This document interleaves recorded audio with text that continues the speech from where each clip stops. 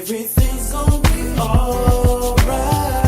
And when we get there, I'ma see a pretty, pretty, pretty young thing. I'ma ask her to take my hand, head to the floor, and we gon' dance. And when we get there, best believe we're gonna do a two-step. Ain't no drama in here, so don't stress. Step to the right, then side to the left.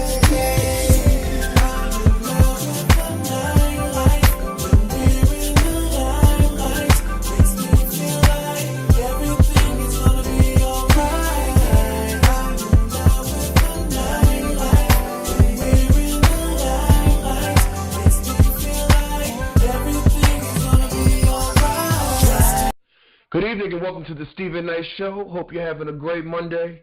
Well, listen, we're back with the latest in sports, fashion, movie reviews, hot topics, and, of course, the best indie music out there. We welcome tonight a music industry vet, Paul Porter, who worked for BET for over a decade. He recently released a book called Blackout, and it's an explosive look at the corruption running rampant in the music industry. He's been in the music industry for 40 years, got his start with Wendy Williams back in the day, and he's here to spit some knowledge to us. So stay tuned for that. Then we welcome a very talented MC, Taji Aqib. He has a new double EP entitled The First and Last. Definitely want to hear our conversation. Very talented artist on the rise. Now listen, we are all over social media. Facebook, Google+, Instagram, Twitter, and of course our official website, thestephennightshow.com. Also, we're on different services like YouTube and iHeartRadio and Apple Music and Google Play. TuneIn, Stitcher, you name it. Go to our website, thestephennightshow.com, and find out where you can check us out. All right, listen, when we come back, hot topics right back after this. We can book a flight early tonight, yeah.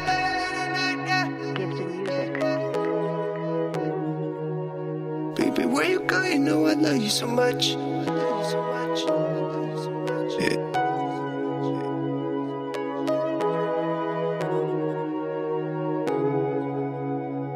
Yeah. Baby, where you go? You know I love you so much. Yeah. You know what's on. Real special with us.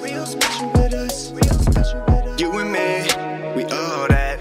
I love you like I know you love me back, yeah. And I'll do anything for you, baby. We can book a flight and leave tonight, yeah. I love you so much, yeah. We can book a flight, yeah. We can book a flight and leave tonight, yeah. I'll do anything for you, yeah. We can do everything that you want, baby. We can book a flight and leave tonight, yeah. You know I love you so much, baby. And I'll do anything for you, yeah. We can do everything that you want, baby. We can book a flight and leave tonight, yeah. You know I love you so much, baby. And I'll do anything for you, yeah. You know I love you like a, you know I love you like it's always. You know I love you like it's all day. And I'll do anything for you, yeah. You know I love you like a, you know I love you like it's always. You know I love you like all day. Anything for you, yeah.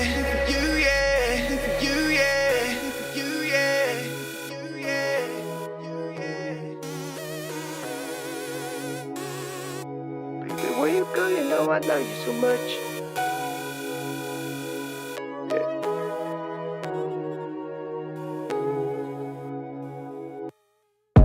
Baby, you're my everything. Yeah. Baby, I'll do anything. For you. Oh, I'll around the world and I'll book that flight. Gonna one way. They don't have to know. Baby. Know that I just love you so much. You know that I'll do anything for you in a rush. I'm in a hurry for that love. I need that heart, need that soul, need that everything that should done. Same as it is always. Love until they never stop our ways. I need every second with you, baby. We We can book a flight. We can book a flight and leave tonight, yeah. Tonight, yeah. You know I love you. I love you so much, yeah. We can book a flight, yeah. We can book a flight and leave tonight, yeah. Tonight, I'll do anything. I'll do anything for you, yeah. We can do everything that you want, baby. We can book a flight and leave tonight, yeah. You know I love you so much, baby. And I'll do anything for you, yeah. We can do everything that you want, baby. We can book a flight and leave tonight, yeah. You know I love you so much, baby. And I'll do anything for you, yeah. You know I love you like a, you know I love you like a always. You know I love you like it's all day, yeah. And I'll do anything for you, yeah. You know I love you like a, you know I love you like it's always. You know I love you like all day, anything for you, yeah. We can book a flight and leave tonight, baby. We can book a flight and leave tonight, yeah. We can book a flight and leave tonight, flight and leave tonight, flight and leave tonight.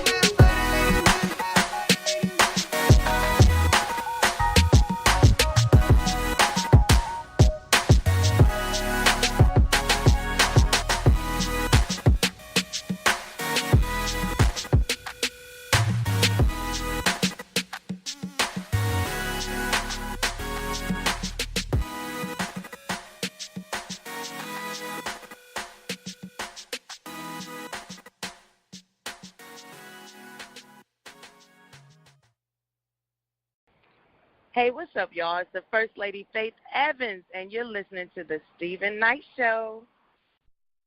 Welcome back to the Stephen Knight Show. Miss Parker, how's it going? Happy Monday. How are you? I'm good. I can't complain. You know, you had a good weekend? Had a great weekend and a great Monday. I had my cousin in town from Vegas this weekend, so it was great to have her in Atlanta. It was her first time, and she had a great time. So Yeah. She was cool. We we had a little hiccup with our brunch schedule, huh? yeah, I know. Just got to be more timely, I guess, moving forward. All right. You know what? I thought the brunch was at 1 o'clock. That's why I was late until you called me. You said, no, it's 11:45. All right, I know. Craziness. Anyway, well, we did get to see Nair, Nair's in town for most of the month, and it was good catching up with him as well. So he'll be joining us back soon. Excited about that. Chike, what's going on with you? What's up, brother? How are you? I cannot complain, not one bit. How was the weekend? The weekend was awesome. I'm gearing up to start shooting again the beginning of the month, so just trying to get my ducks in a row. Oh, yeah. Trying to finish this movie out. Yeah. That's dope. I actually had a photo shoot yesterday. I actually was hoping that they would cancel it because I was tired. I was up real late, but pulled it together.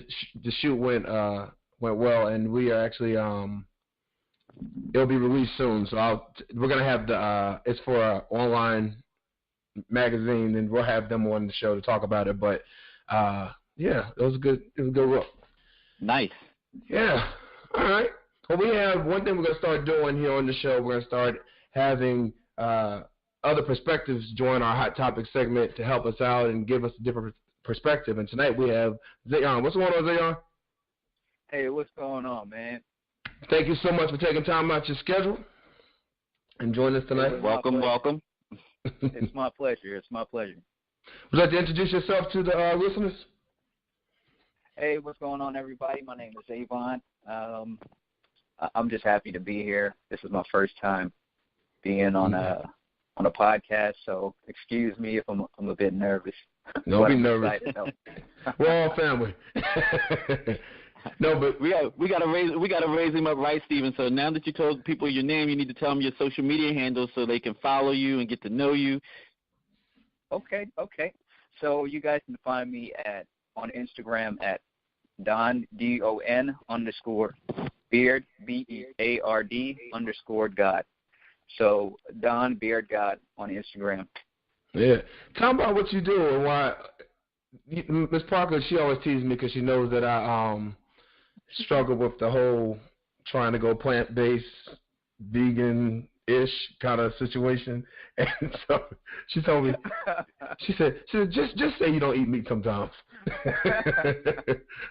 But so one thing that because we follow each other on social media, is that I saw you doing your different fitness plans and your health plans, and you're plant based, I believe, and so you want to talk a little bit about that?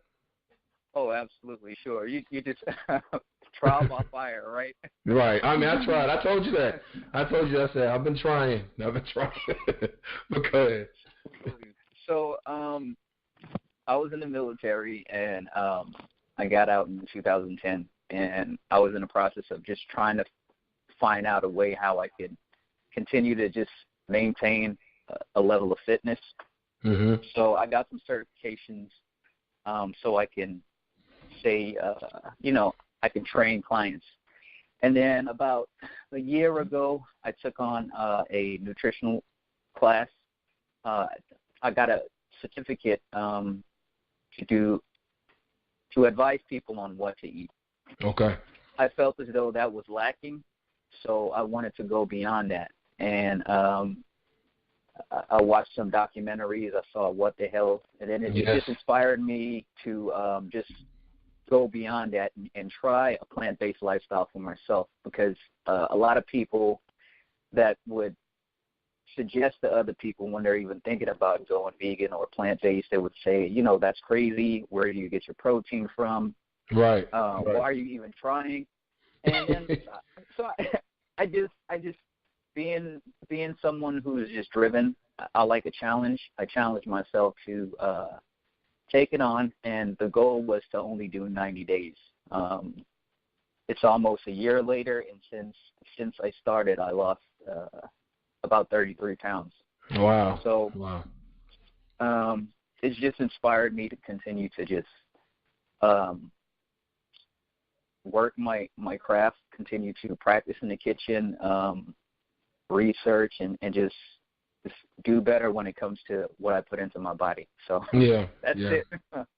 Yeah, and if you go to his Instagram, he's always posting videos and letting you know what he's doing, and that's kind of how I started watching, and I was like, well, I can try this, I can try that, or I can't do that. But you know what I mean? But at least it's good to have a guide, and I think that following you on Instagram definitely is a good way. So, yeah, follow him on Instagram, y'all. What's your Instagram again? One more time. It's Don_Beard_God. So Don Beard God. All right. All right. Well, listen. Our question of the day is: what's one trait that most people like about you? Ms. Parker, you want to go first? I saw this earlier, but I didn't really give it much thought. I think people always say they like my spirit. So I guess whatever energy I bring to a situation, I do try to bring in a good level of energy and be mindful of the energy that I put out there. So I'll say maybe that. Okay. What about you, Chike? I can't just say one, Steven. It's a few things. Well, we can all list. We can all list them. We can go down the list. So it would be between my sense of humor, my honesty, and my positive attitude. That's good. That's real good. Still listed 3. Right. I know. Refuse to do one. What about you, Zay? 100%, I would say my willingness to serve. Because it goes way beyond yourself. So that's something that not a lot of people are comfortable in doing. So that would definitely be it. That's definitely true. For me, I would say my sense of humor. Anyone knows me knows I'm goofy, and I love to laugh. And so, so I think that would be mine. That'd be mine. It's kind of addictive too, man. It is. It is. It's very addictive. I feel silly since I've been on here, man. See? We're doing our job. Well, you listen at home, tweet us at Steven Knight Show, SHO, and let us know what's one trait that most people like about you. All right, hot topics. So I know a lot of you probably heard about 45's staff secretary, Robert Porter, he's under fire because two of his former wives, or both his former wives, have come out saying that he physically abused them. I believe it was his last wife who said, there are pictures of when she had a black eye and whatnot. So they've been going through back and forth through all that. He's denying the allegations. Well, 45 tweeted over the weekend, people's lives are being shattered and destroyed by mere allegations. Some are true, some are false. Some are old, some are new. There's no recovery for someone falsely accused. Life and career are gone. Is there no such thing any longer of due process? So he was saying that people are quick to throw this guy under the bus without due process. Well, the only issue is, if you remember back to the 1989, have you heard of there was 4 or 5, Central Park 5, I'm sorry, brown and black young men, they were 14, 15-year-old kids. They were accused of murdering a Caucasian woman. And 45 went out his way. He wanted to bring back the death penalty. He bought 4 billboards condemning these guys, and they had not gone through due process. And they were, later on found not guilty. They didn't do it. So, filmmaker, make sure I always say her name wrong, Chike. Ava DuVernay. Ava DuVernay, yes. She took to Instagram and she retweeted Raymond Santana. He was one of the members of the Central Park 5. And he tweeted, "You should have spoke like that back in 1989. You called for the death penalty. We were 14 and 15 years old." She retweeted that and then indicated that she would be putting out a film, to tell that story. What are your thoughts on 45 taking up for this gentleman that works in his cabinet, as well as him speaking out on this? Now he wants due process, but back then he didn't. Well, it shows his own characters and his own values. Just a couple of months ago, he spoke on one of the Democrats that was in the House or Senate or something like that, who had to, or may have been a congressman, who volunteered to resign when his allegation came forward, and 45 had nothing but, nasty things to say, and really was, going in on the guy about his allegations, but he didn't have due process. He chose to admit his wrong, and then I think it was Al Franklin. Yeah. His wrong, then leave. But I think he's just a walking contradiction. He has no moral codes, and he obviously is defending this man because this person is a personal friend of his, and that's the only reason he's even saying anything. Anytime someone is close to him, and I don't think he sees anything wrong with mistreating women, honestly. So you can't really condemn something that you don't see any issue with. And I don't think he has any moral code as far as it comes to how to treat women. And so he doesn't see what the issues are. Right. Chige? I mean, this is the same man that started the whole lock her up. This is the same man that pardoned the Arizona judge. This is the same man that wanted Ray Moore in office knowing what he did. So, I mean, he's morally corrupt. He really is, yeah. Zavon? So, I think, in all fairness, he's just looking out for himself. I mean, at the end of the day, that's what you have to do, especially holding the position that he holds. You just got to save your own neck, and it's basically just reaching for straws. So, yeah, that's all I have to say about it. No, I agree. And the thing is that I think at this point he shouldn't have come out and said anything if he wanted to be viewed as even a fair person, because, okay, I understand maybe not firing him right away, allowing the process to take place, but you're saying this guy is innocent when we see pictures of black eyes.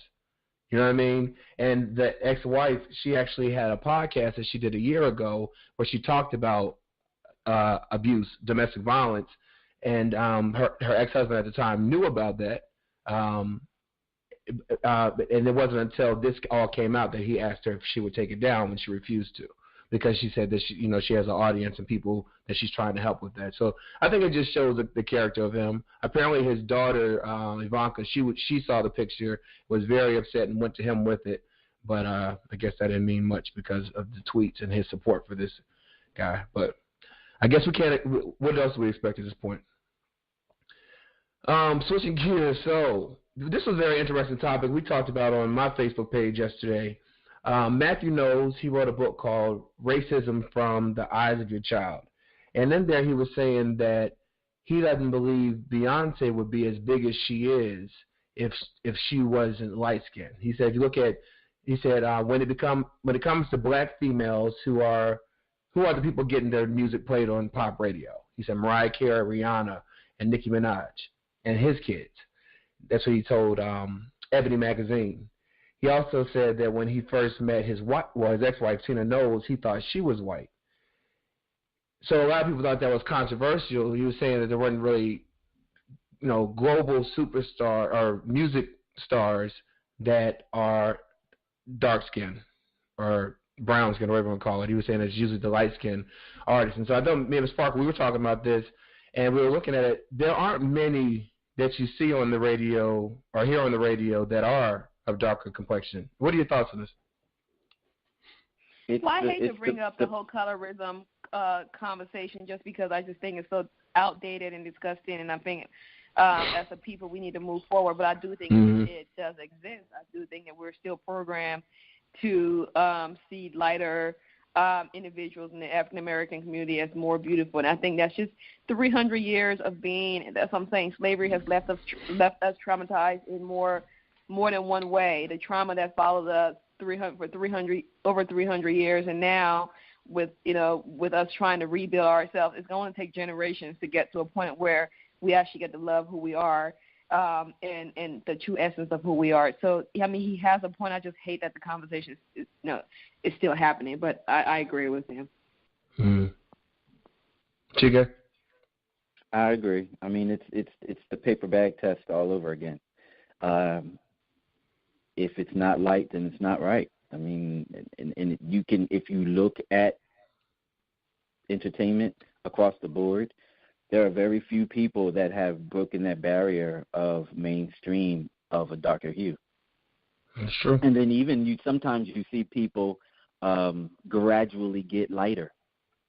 Yeah, they start bleaching their skin.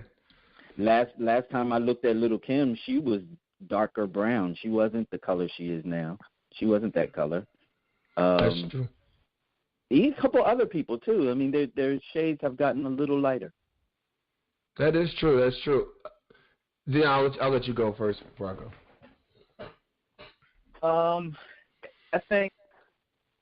I think there is a point to be made that it is something that's actually going on in the industry. But like Ms. Parker said, I think it's outdated. And it should be something that should be dead and buried in order for us to come together as a community. Like, what's the importance of the tone of your skin? What should really matter is who we are as a people, what we have to offer as a collective. When you throw the shade of your skin into the debate, then how can we unify? So I think it's a distraction, and it's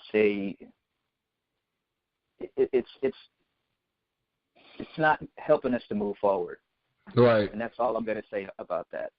That's true, and I think that what it should take is for us as a community, African American community, to get past that as well. Because I remember when I was a kid, I won't even lie, when I was a kid, I grew up during my elementary school days. I grew up in predominantly white environment. So my schools, it was usually me and one other person, black person in the classroom.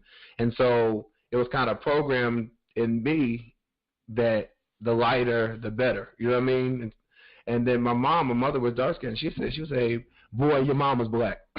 She would always say that, your mom was black. You know what I mean? And so I got past that, but it was like, I think it's something that society teaches, but again, it's old, and it's something that we have to, and I think we're starting to see that more people are embracing all different shades. You know what I mean? Like, again, it shouldn't matter about the how dark or light you are. What are you contributing? What are you bringing out there? So I think we just got to continue to jazz the people. All right, let's take a quick break. When we come back, we'll have more hot topics right back after this.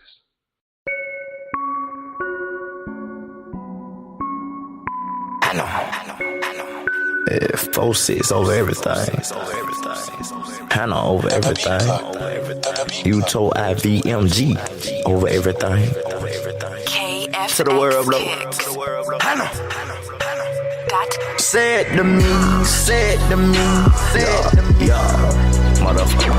Make me believe, make me believe, make me believe. Hannah got the best team, no team. Yeah. Hannah got the best lean, no lean. Yeah. So you got to say it to me, say it to me, say it to me.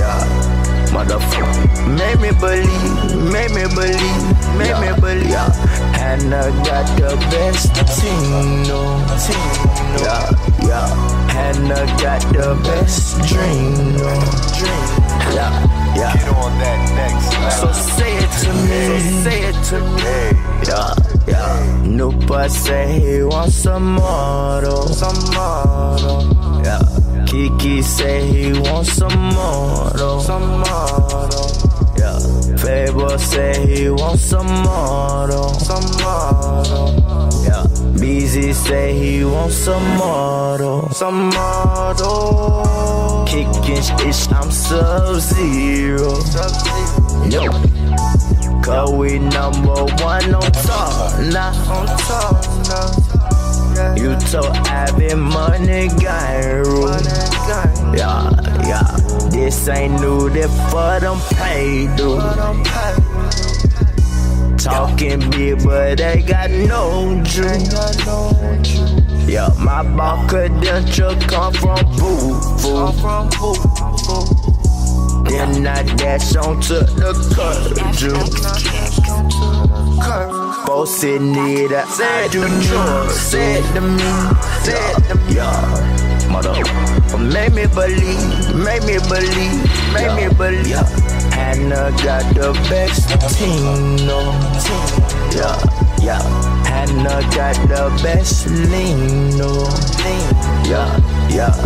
So you got to say it to me, say it to me, say it to me. Motherfucker, make me believe, make me believe, make me believe. Hannah got the best team, no team. Yeah.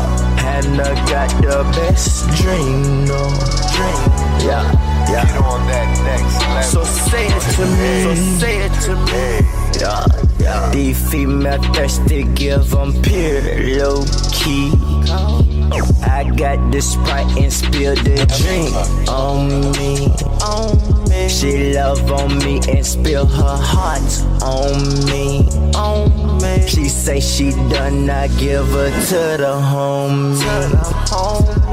She so bold, she gon' potty for free.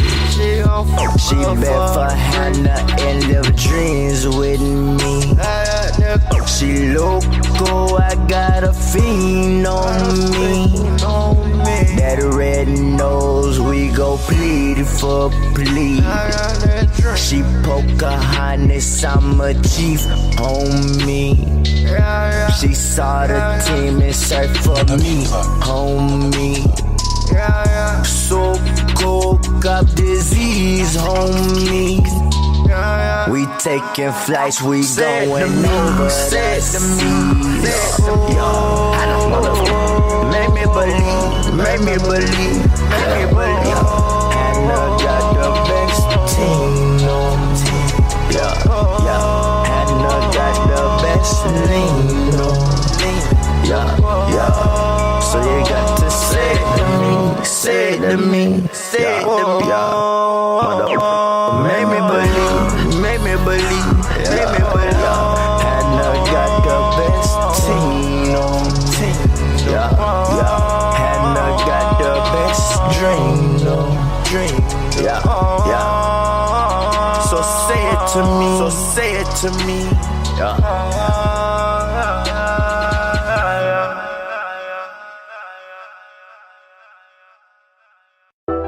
You got the look of a diva. Dog got it all now, follow the procedure. I need you to leave your mind, bring your body. Ain't nothing but an Eastside party. Oh, you got the look of a diva. Dog got it all now, follow the procedure. I need you to leave your mind, bring your body. Ain't nothing but an Eastside party. Oh, she got a diva look. She walk in the room, everybody like. She got a diva look. She walk in the room, everybody like. I could tell what she hitting on. Already got me thinking what she sipping on. I could see her roommate playing bodyguard. The other one best friend, she gon' block hard. But my game like Jordan Jackson. Spit it like Biggie when I get it crackin'. See everybody be a don in my faction. OG schooled us to go past them. I inbound the ball, broke the full court press. How you doing? What's your name? What's next? Followed by a verbal game of chess. A couple words in her ear, later sting the rest. I'm like, you got the look of a diva. Dog got it all now, follow the procedure. I need you to leave your mind, bring your body. Ain't nothing but an Eastside party. Oh, you got the look of a diva. Dog got it all now, follow the procedure. I need you to leave your mind, bring your body. Ain't nothing but an Eastside party. Oh, she got a diva look. She walk in the room, everybody like. She got a diva look. She walk in the room, everybody like. I step off, her friends start judging. He's not the type to wife up or love him. Now her emotions kick, push and shoving. She see through the persona that they be loving. Cause my game Cam Newton, Tom Brady. Mama's baby, raised me from the 80s. Taught me how to talk when it's to a lady. I put it down so for show, no maybe. I feel it vibrate in my pocket. The text read, I'm digging what I'm watching. I replied, I'm digging that you're watching. Let's slide off a combo when nobody's watching. I'm live. You got the look of a diva. Dog got it all now, follow the procedure. I need you to leave your mind, bring your body. Ain't nothing but an Eastside party. Oh, you got the look of a diva. Dog got it all now, follow the procedure. I need you to leave your mind, bring your body. Ain't nothing but an Eastside party. Oh,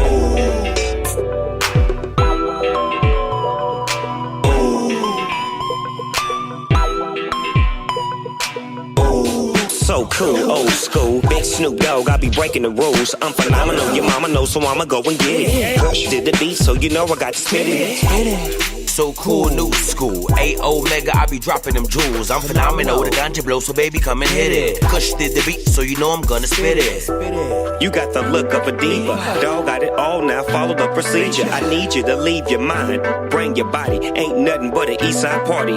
Oh, you got the look of a diva. Dog got it all now, follow the procedure. I need you to leave your mind, bring your body. Ain't nothing but an Eastside party. Oh,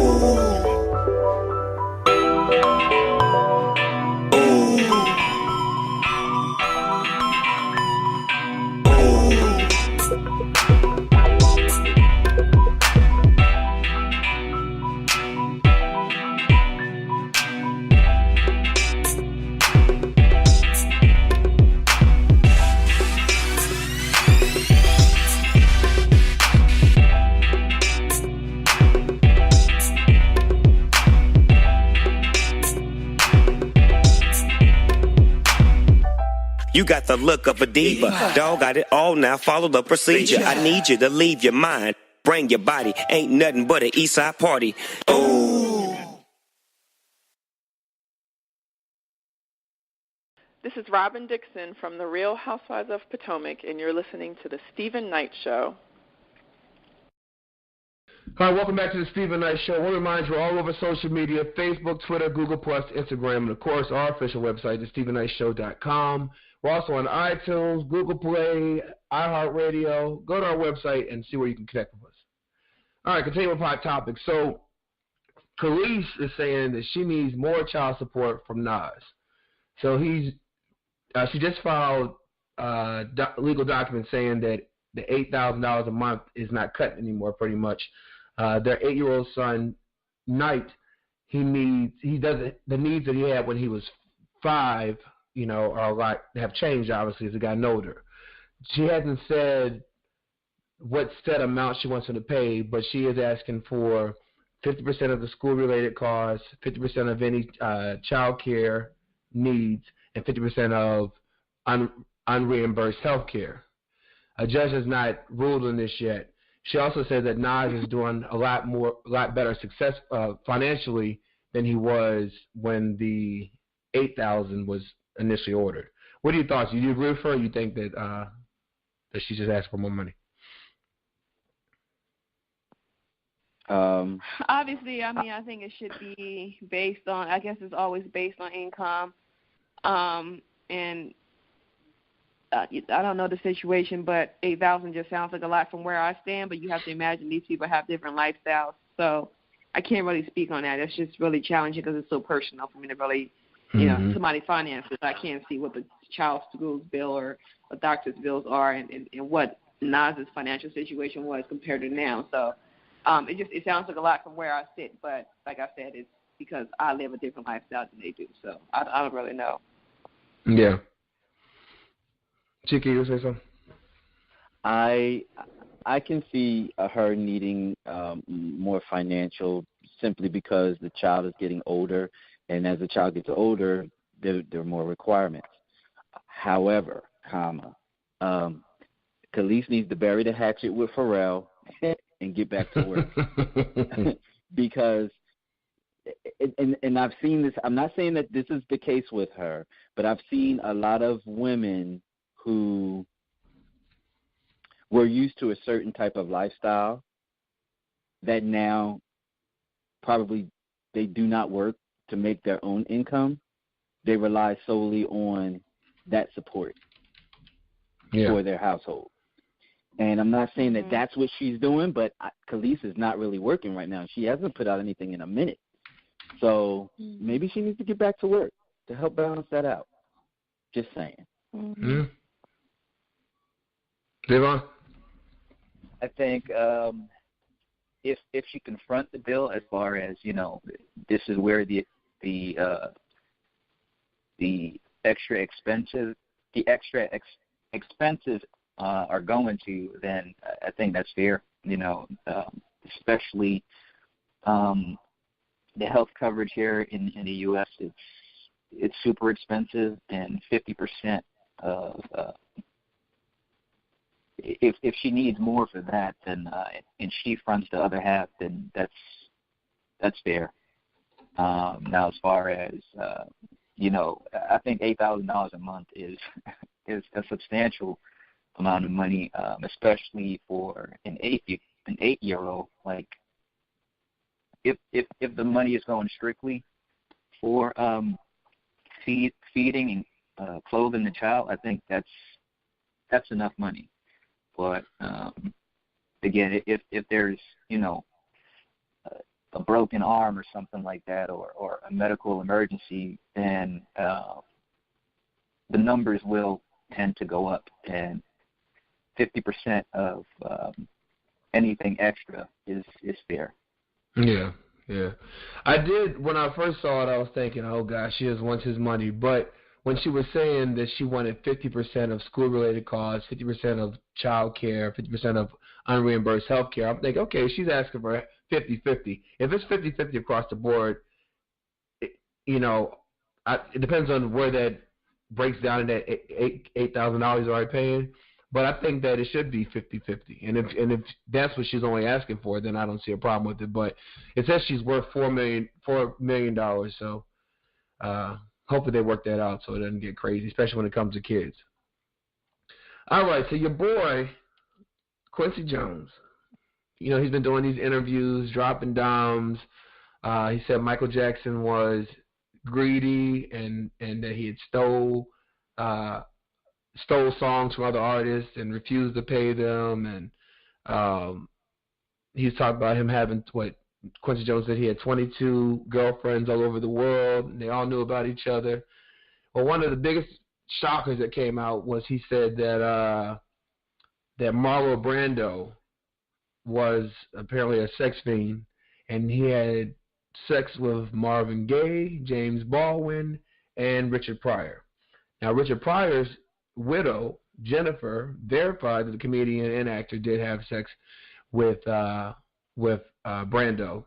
But Brando's son has just released a statement. He's adamantly denying this. He said that they released a statement saying the Marlon Brando family has heard the recent comments by Quincy Jones and were very disappointed that anyone would make up such a wrongful comment about either Marlon Brando or Richard Pryor. So the people are saying that Jennifer may have co-signed with Quincy because, you know, he can kind of help her out financially. But there's no one really to confirm or deny this story. What are your thoughts on all this? Why would the man's wife put something like that out there with her entire family, his entire family? I do believe her. Like, I don't think it was anything that he was ashamed of, and she knew of it and she was okay with it. I think people are so in denial of their own truth that they hate to see somebody else's truth come out or somebody else's live their truth without being ashamed of it. I think we're so programmed of being ashamed of things that we struggle with and things that we may not even be struggling with, but society may have an issue with, that even when it does come out, there's always a backlash. I don't even understand why any of these things are looked at or people are getting upset. I'm like, I am shocked that he said it more so than anything, but I'm not shocked that he, that it could be accusation or that is. I guess I don't see the big issue of people saying he just need to be quiet and not speak about it or whatever. If he knew that his friends wouldn't have cared, then why not? I just think we're just so used to just being in denial of things and we all struggle. Well, some of us struggle with that, but I think that in certain cases some people don't, and when those people don't, it kind of threatens us because we're not comfortable with things about ourselves. So the people who are not ashamed of things about that we would be ashamed of, we tend to be like, oh my God, I can't believe that person's saying that, and it's just a reflection back on us, that we're not free enough to live our truth. So I don't see anything wrong with anything you said. Okay. And I love Quincy. Quincy needs to shut up. Who's next? Chica? I have a great respect for Quincy Jones as an artist. I really do. However, I was always raised you don't speak ill of the dead, especially if someone's not around to defend themselves against an accusation that's put out. But why is it ill though? Why is it ill if he said that the man was never, and the man's wife has come out and said that was something that was known to his family and friends. He was never ashamed of it. The only reason it didn't come out was because it wasn't something that was for the public. But, that's what I'm saying. Right. So why is it for the public now? If that's what his wife wants to talk about, then that's something that she wants to talk about because that is her family. I give her more rights to talk about it than Quincy Jones. And why is he running around telling all these stories about these people that aren't around to have any input to any of this? What purpose is it serving? Is he putting out a book? Is he pushing something? Like, why is he talking about this? I just think it's in poor taste. It's in poor taste. I think he has something dropping at the end of the year, so it's brilliant marketing strategy on his part. And there it is. I do. However, I do believe as though some things should be left unsaid, and the sexual history of these individuals that have passed on should be left dead and buried, especially if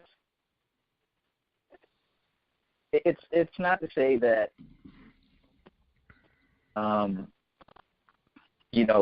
if you're in a closet or whatnot, continue to live that way or whatnot. What I'm saying is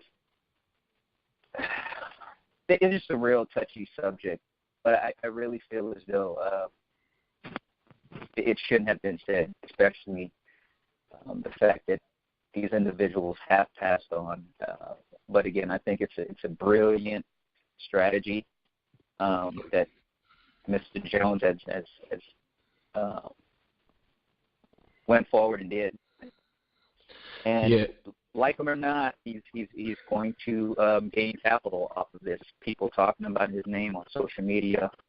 That his Google search is going to be skyrocketing. Marketing. So. Yeah, 84 years old. Now, Richard Pryor died in 2005. No one knew nothing about who he slept with, and now all of a sudden, Pop's going to come out of nowhere and tell everybody's business. I think Quincy needs to stick with the 20 girlfriends he has, focus on that, focus on his book, and leave everybody else's business out of it. That's my personal belief. But anyway. Well, they say he's old, and old people, they're going to talk. Yeah. They get to a certain point, they don't care. They're dropping dimes. They don't care who it is. You're right. They don't care. Everyone can get it.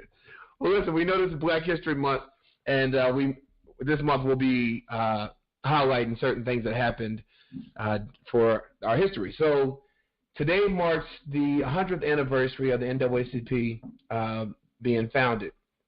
It says spurred by growing racial violence in the early 20th century, particularly by 1908 race riots in Springfield, Illinois, a group of African-American leaders joined together to form a new permanent civil rights organization, the National Association for the Advancement of Colored People. Now, in February 2012, 1909, was chosen because it was the centennial anniversary of the birth of Abraham Lincoln. So that comes from History.com. Ms. Parker, thank you so much for our hot topics. Zavon, thank you for joining us tonight, man. We definitely appreciate you. Shika, I know you're sticking around for movie reviews, and we'll be right back after this. Hey, yo, you don't see them like that every day, yo. Hey, I'll holler at y'all, bruh. Hey, I see y'all at the show tonight, alright? That breeze too fly to let go.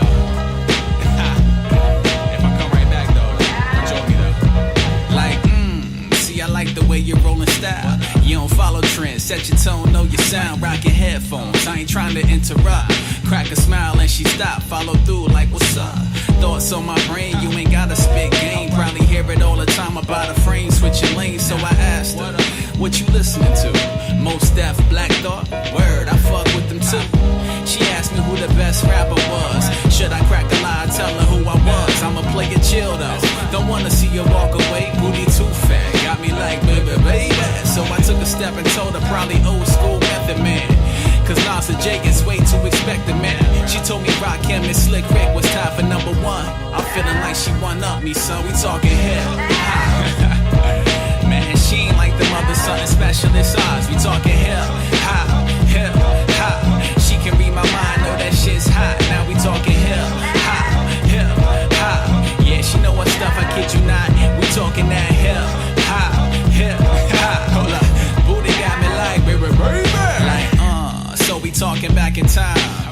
Picking my brain lyrics to Aquemini, like Return of the Gangster. Thanks to, according to plan, we gon' fall together like God placed us. I'm on. It's obvious she don't fuck with trap. And even that Black Eyed Peas happy rap, she don't fuck with that. Something special, totally left field.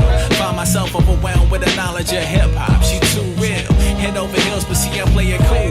Talking about what's better, old school or new school. Told me what I'm acting for. She don't fuck with Macklemore, knowing what I'm after for. Call me on my shit, I'm like a LMFAO. Wanna tell about my roots like I'm the C 2.0, but don't wanna think I'm just another trying to blow. She interrupted and dropped the unknown names. And she about to see a show by this crew named it lit around the way. I'm like, word. Wish I could make it, heard they dope. Clark Kent up in that bitch, enjoy the show.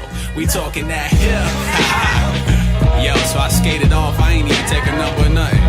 The funny shit later, we at the show, got the crowd chanting. You know what I'm saying? I'm just looking at her while the crowd rocking that shit. She looking back like, son of a bitch. Hey, you already know.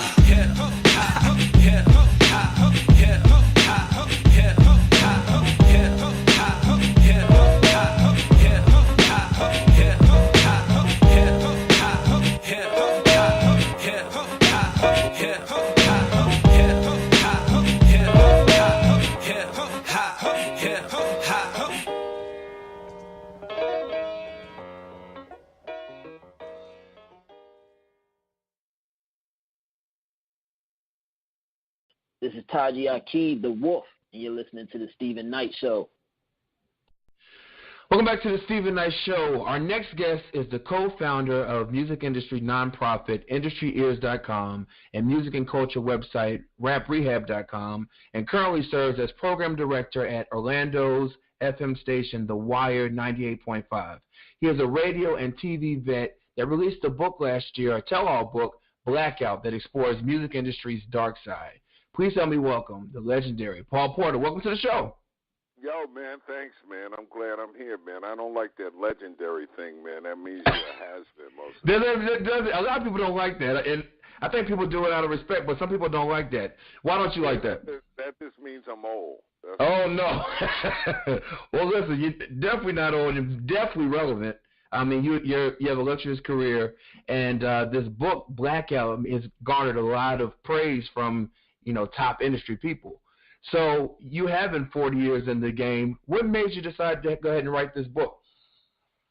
Man, I had a book deal with HarperCollins. It's almost been 10 years ago.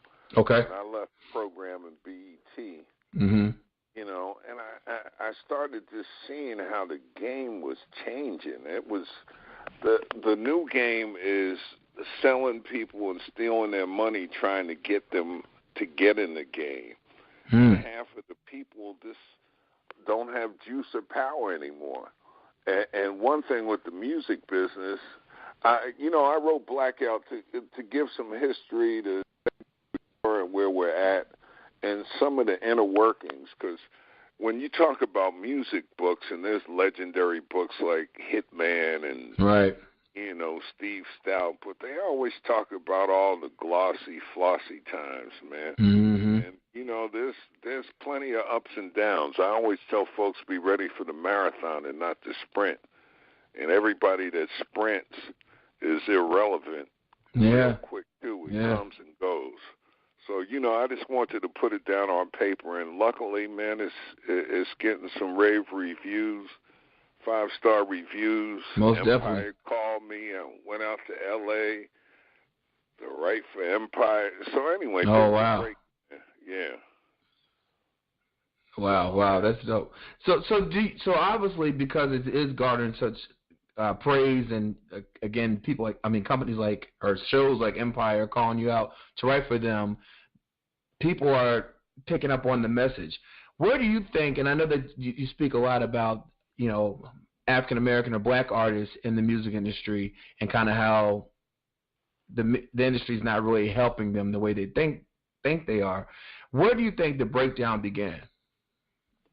I mean, look, it's always the biggest power that I've seen is control, man. There was a guy that I learned from when I was a little kid. He was my best friend's father, and back in the neighborhood of Jamaica, Queens, everybody got divorces or was separated when I was growing up. But Mr. Stroud married the legendary Nina Simone. Yes. So I'm little, going to spend the weekends having no idea, because she was, doing jazz stuff. But over the years, Mr. Stroud would take me into his office, and I mean, he was Diddy before Diddy in the early 70s. He owned masters and rights. He was running RCA. And another guy on my block, another elder, Bill Staten, he was running Atlantic. So, right in my neighborhood, I had that. Yeah. Yeah, I had that wealth. And, by the time I went to college, I got the buzz. And, my college radio station, I played basketball in college. I still got game, me and Crossover. You still got game? Yeah. But my college radio, we got a lot of pros. Wendy Williams is from there. Yeah. The CNN bureau chief with Jay Dixon at Hot 97 in New York. And this little college radio station turned out to be, something huge for me. So, I mean, it's just luck. But, I've always looked at the business as everybody's important. I've always talked to everybody that I can, and take every call, because I've learned that the receptionist 5 years from now is going to be a CEO. Exactly. Yeah. And you know, we deal with a lot of egos in the industry, and there's not too many real friends. And, you know, I talk about it in the book, but, you know, in terms of content, that's what started to drive me when I started to see there was no balance. And, you know, I love gangster as much as anything else, but I know there's, you know, different sides of the story, and I saw how the music, because music affected me as a young kid. You know, I learned from records, you know. Exactly. I learned how to rap to women on love songs. Yeah. But there's no balance anymore. And that's what worries me about the game. Everybody's 21 Savage on 10 records or 10 Drake records, and I'm not hating on anybody, but there's more stories to be told. That's true. That's true. And even when you turn on the radio now, I don't listen to the radio that often. I usually, you know, listen to like internet radio or where other music is being streamed, because I heard you say in another interview you hear the same songs every 60 minutes. You know what I mean? It's always back to back. Yeah, you know, I talk about, look, I've kept every BDS chart since it started in the early 90s. And back in the day, we would play a top 10 song maybe 40 to 50 times in a week. Right. And now the top 10 song plays 160 times in a week on some stations. So you're getting songs every, you know, 60 to 70 minutes. Boom, boom, boom. And now it's so sloppy, you'll hear the same artist 2 or 3 times in an hour. That's true. So, yeah, so there's a lot of things being lost in culture. And, you know, but there's artists, you know, I love Rhapsody's album. She got nominated for a Grammy, but Rock Nation didn't put a dime into her. You know, that was just on her rep. She didn't have a radio record or anything like that. So, but radio costs money, and I talk about pay for play and pay. Yeah, you do. And, you know, people don't want to talk about it, but it's real. That's what it takes, money to go to the top of the charts. So for people that don't know what payola is and pay for play, can you explain that?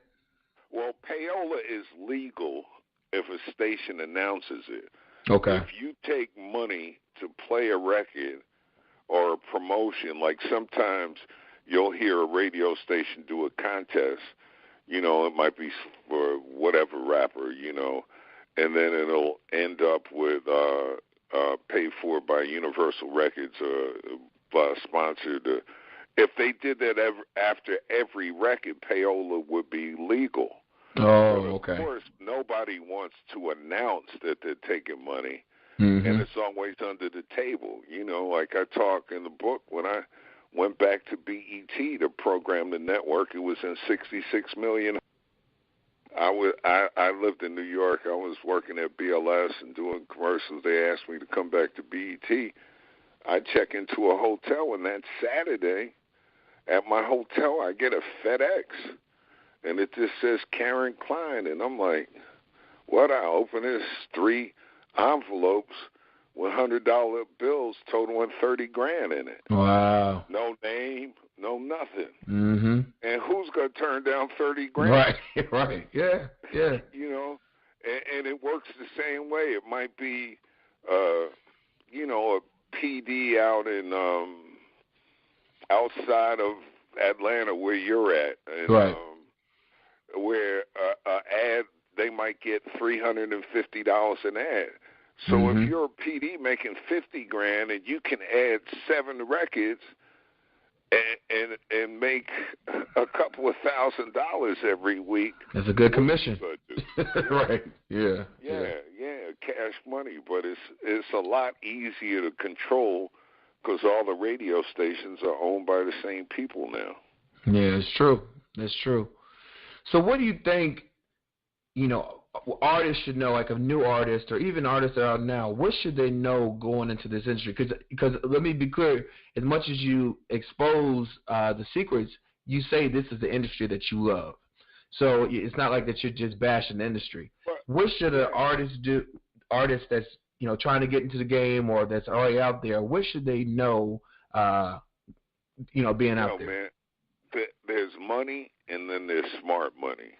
Mm-hmm. And the people that use smart money, they study and learn. Music's the only industry where people think you don't have to put in the work and the time and the reading and the studying, and studying, mm-hmm. and also building the right team around you. People can save you time. Right. People with experience. And there's a difference between expertise and experience. I got good friends that were in the industry for a long time, but they only knew one side of the industry. That's true, and they did it the same way. And they're trying to do it the same way now, and the industry's changed. Mm-hmm. So, I say, first of all, get a great lawyer. Spend some time learning so you don't spend money in studios for the rest of your life. Exactly. Or putting together videos and throwing them up against the wall thinking that somebody's going to watch them. There's different plans that everybody needs to put into action, and I don't see that. And I talk to a lot of artists. That's why I put raprehab.com up. Yeah. Matter of fact, there's a cat right there in Atlanta that,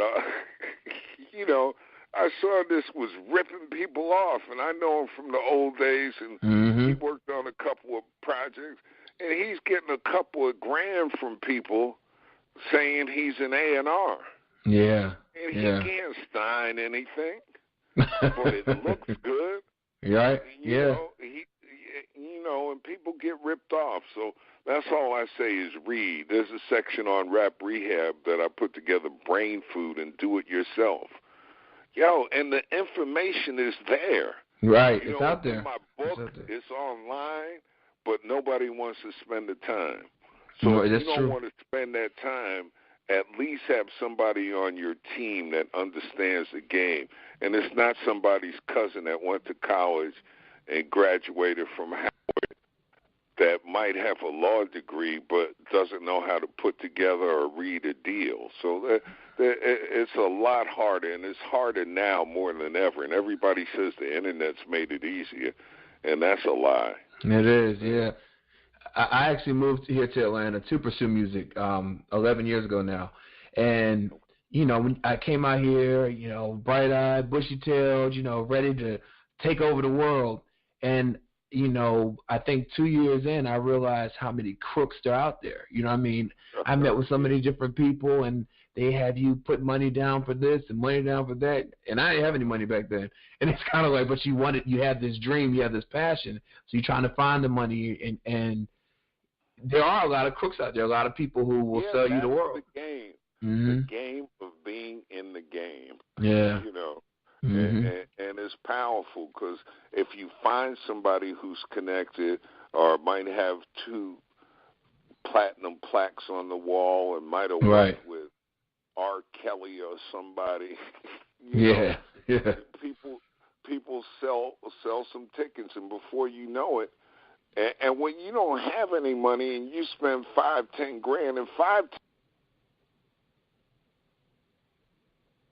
artist money. Yeah. But I hate seeing people get ripped off. That's why I wrote the book. And it's a great book. Definitely one that everyone should read. What you quote, I'll take your quote, you say, Blackout is a chronicle of my success and failures, my dreams and disappointments in the music business. It's filled with the secrets that the music industry desperately tries to keep, the stories no one tells. I want to expose the truth about the industry I love. What is the biggest takeaway that you want the reader to walk away with after reading Blackout? I wrote an honest book, man. Mm-hmm. It reads like a movie. I cut out probably 70 pages at the end. I wanted it to be easy for folks to consume and understand the business. They say music business for a reason. Right. And we get up so caught up on the shine that we don't know the steps that people go through. And look, man, I was homeless when I was in New York, and they fired me. Yo, man, I was sleeping in my. Wow. And I stood up on a cause about a record, but I was blackballed. So and it's not easy. I just want the people to know that everybody talks about one or two people that make a lot of money, but there's a lot of people that I've done a lot of great things. Exactly. I programmed BET, worked in New York. Yep. I worked in Atlanta. I worked in Miami. I got my own station now, but it's been hard. Yeah, I can imagine. Hard. Yeah. And so that's why I tell folks, man, be ready to do the work and the research, and it takes some passion. It's just not the passion that you get from your boys. You got to want it when nobody else does. And I still, man, every night I'm up working, trying to get better, man. My little radio station, I bought a low-power FM in Orlando. The signal only goes 25 miles. It took 5 years to go through the process. But I believe, and at The Wire 98.5, we play hip-hop and R&B. Well, guess what? After a year of being on air, October, November, December, first PPM, low-power FM ever to show up in the ratings with a one show, which is incredible. That's dope, I'm up against the iHeart stations and everything else. Mm-hmm. And that happened about right before Christmas. 2 days ago, who calls me up? iHeart. Wow. They're coming to town to take me out to a meeting because I'm beating one of their stations, their hip-hop station. That's crazy. But I'm not playing garbage on the radio. Exactly. And I'm not following rules. And that's what happens with corporate stations. They all sound alike. They play the same mix, and they don't say no to records. And there's a lot of records, in radio, they do call out research, and there's three keys: popularity, recognition, and fatigue. And they'll do call out and let you hear records. But a lot of these records burn fast. I call them fatigue records. Like some records, like Bruno Mars, That's What I Like, played for 9 months and people loved it. Exactly. There's certain records, like if you go back, nobody wants to hear Diddy's All About the Benjamins. Right. That's like a fatigue record. And, if you play some old joints and people say, and that's the difference, man, is when you program with ears and emotion. And the same thing with artistry, man. I also want to say, artists, man, do your thing. Stop trying to be somebody else. So many cats grow up in this game, and now everybody wants to sound like Offset. Somebody wants to sound. And find a lane that works for you and be ready for the marathon and not the sprint. Exactly. If you do the work, it'll happen. And there's so many things that happen overseas. Right. Yeah. I managed my cousin. His name's Chris Porter. We had a record with Pitbull, a pop rock record. It was called The Water Dance. Okay. It got like 24 million views, blah, blah, blah. We picked out some stations, got some play. And, the record RCA started calling, blah, blah, blah. We signed this crazy deal. But we have a new record out that's in Dubai. Exactly. You remind me. Mm-hmm. It's number one on Shazam, and it happened by working different markets. Well, Universal in the UK just signed them to a deal. Wow. And you can make more money in the UK on shows than you'll make in North Carolina. Exactly. So, people got to think global and not be and think outside the box, right, and not do what everyone else is doing. Exactly. Yeah. I mean, the book is called Blackout. Everyone that wants, well, even if you're not in the industry, but definitely pursuing the industry or in the industry, need to read this book. Paul Porter, what's the best way to keep up with you? Do you do social media? I know you have your website. Yeah, man, I got skills. First of all, if you get the book, try to get it at my website, blackoutthebook.com. Okay. I sign every book from there. and Amazon rips off authors. They don't pay them for 4 months. So wow. Get it at blackoutthebook.com. Every book I sign, I put my number in it, my cell number. Because if you buy my book, you're my friend. And no, I'm not going to work for you forever, but I don't mind talking, trying to point people in the right direction. And that's the key. So, yeah, the website, blackoutthebook.com, raprehab.com, and on IG and Twitter, I'm at Porter on Air.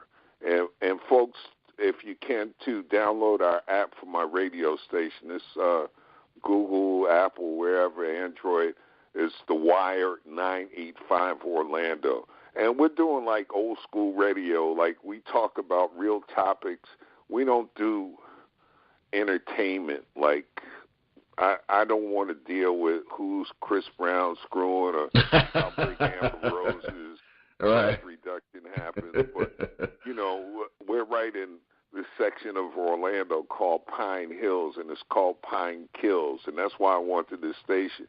But once we went on the air, in the first 2 months, we had 13 homicides within 3 miles of my studio. Oh, man. Man, maybe I shouldn't have. But anyway, we got a mentorship program, and, you know, I'm trying to help young kids become broadcasters because those awesome. that control the media control the minds. That's the truth. You know, I appreciate you having me on the show, man. No, I appreciate you. I'm gonna go buy the book now. I'm about to work on the ZP, so I need to if you need to buy this book. But I want to thank you so. Blackoutthebook.com, bro.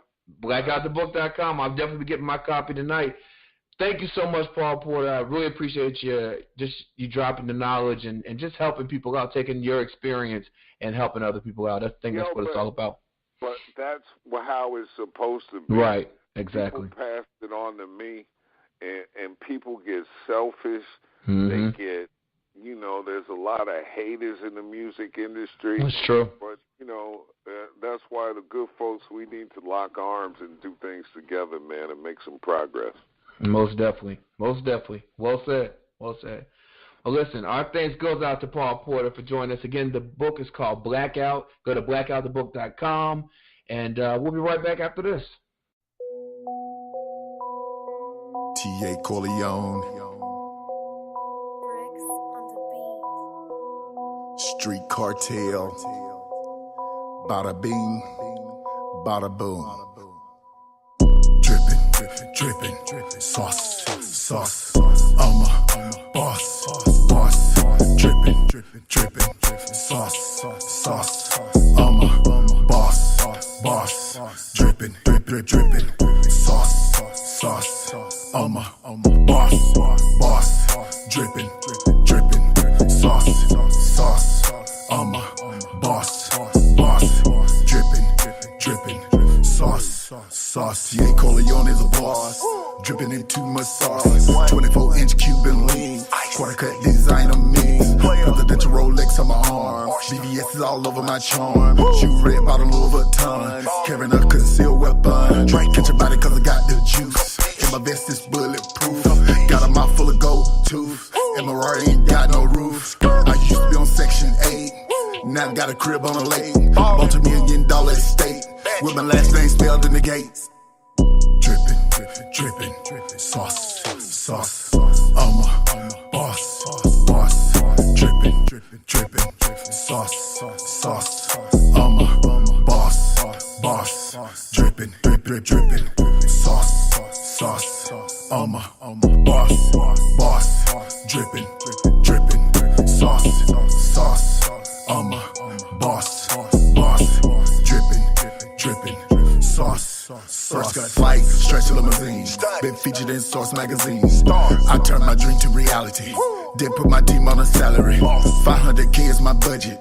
Still independent and love it. CEO of Street Cartel. Ball harder than Art Shell. Featured artist in double XL. In my Benz is a V12. T.A. Corleone is the truth. One of the best in the booth. I'm the new king of the South. Don't mention my name in your mouth. Or I'll send them go to your house to kidnap and rape your spouse. Drippin', sauce, sauce. I'm a boss,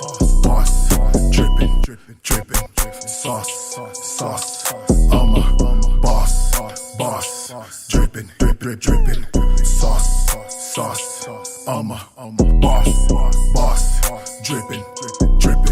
Sauce, sauce. I'm a boss.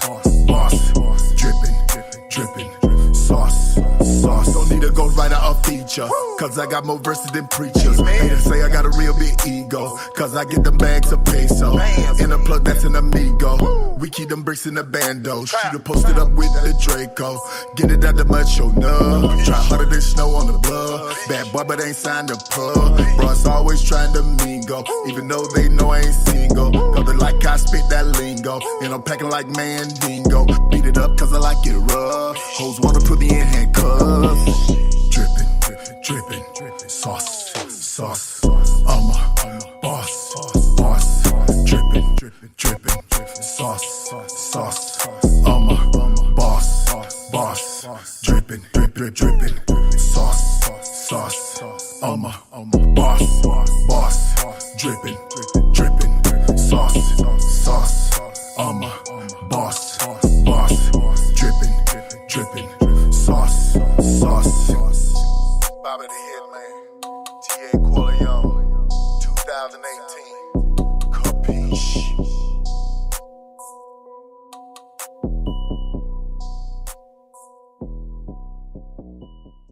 Hi, this is Dr. Heavenly from Bravo TV's Married to Medicine, and you are listening to The Stephen Knight Show. Welcome back to The Stephen Knight Show. Taji Aqib is a multifaceted visual artist, videographer, photographer, life philosopher, musical producer, engineer, and writer. But above all, he considers himself an MC and a performer of real and relatable hip-hop. Now, on January 15th and the 22nd of this year, he released his debut EP series, a double EP entitled The First and Last. He joins us tonight to tell us more. Please help me welcome Taji Aqib. Welcome to the show, man. It's good, man. Thanks for having me.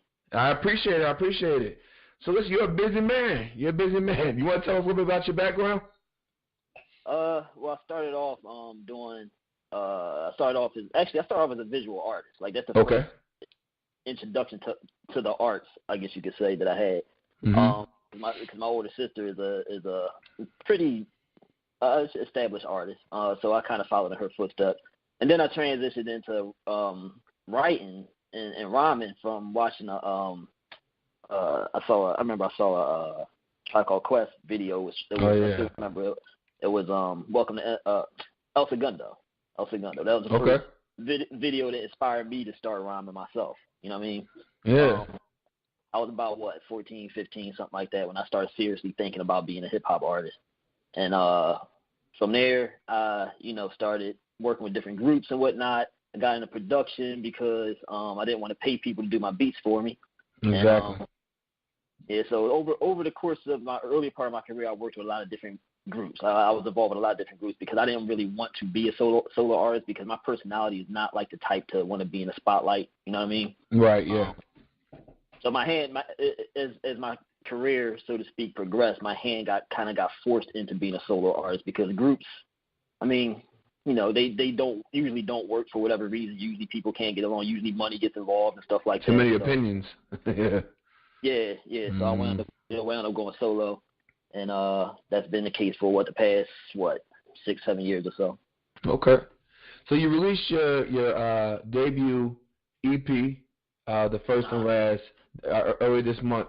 Tell us about the project. All right. So The First and the Last. First of all, the title of it is sort of a double meaning, which is pretty much how I write in everything I do. My lyrics usually have like 2 meanings, if not 3. All right. Okay. So everything I do is like that. Even sometimes how I talk has double meanings. So you're just confusing people. I'm always looking for deeper concepts in everything I do. So yeah. The First and Last, it's called that because I plan for it to be the first and last EP that I ever do. And I also consider myself to be the first and last of my breed of hip hop artists. So these songs on The First and Last are really songs that I did with groups, most of them. Some of them I changed, and adapted, because they're like some of them are like 15 years old, man. So Yeah, so I had to, releasing them now in 2018. I had to, of course, adapt them to be relevant to now. Some of the slang was outdated, stuff like that. Right, exactly.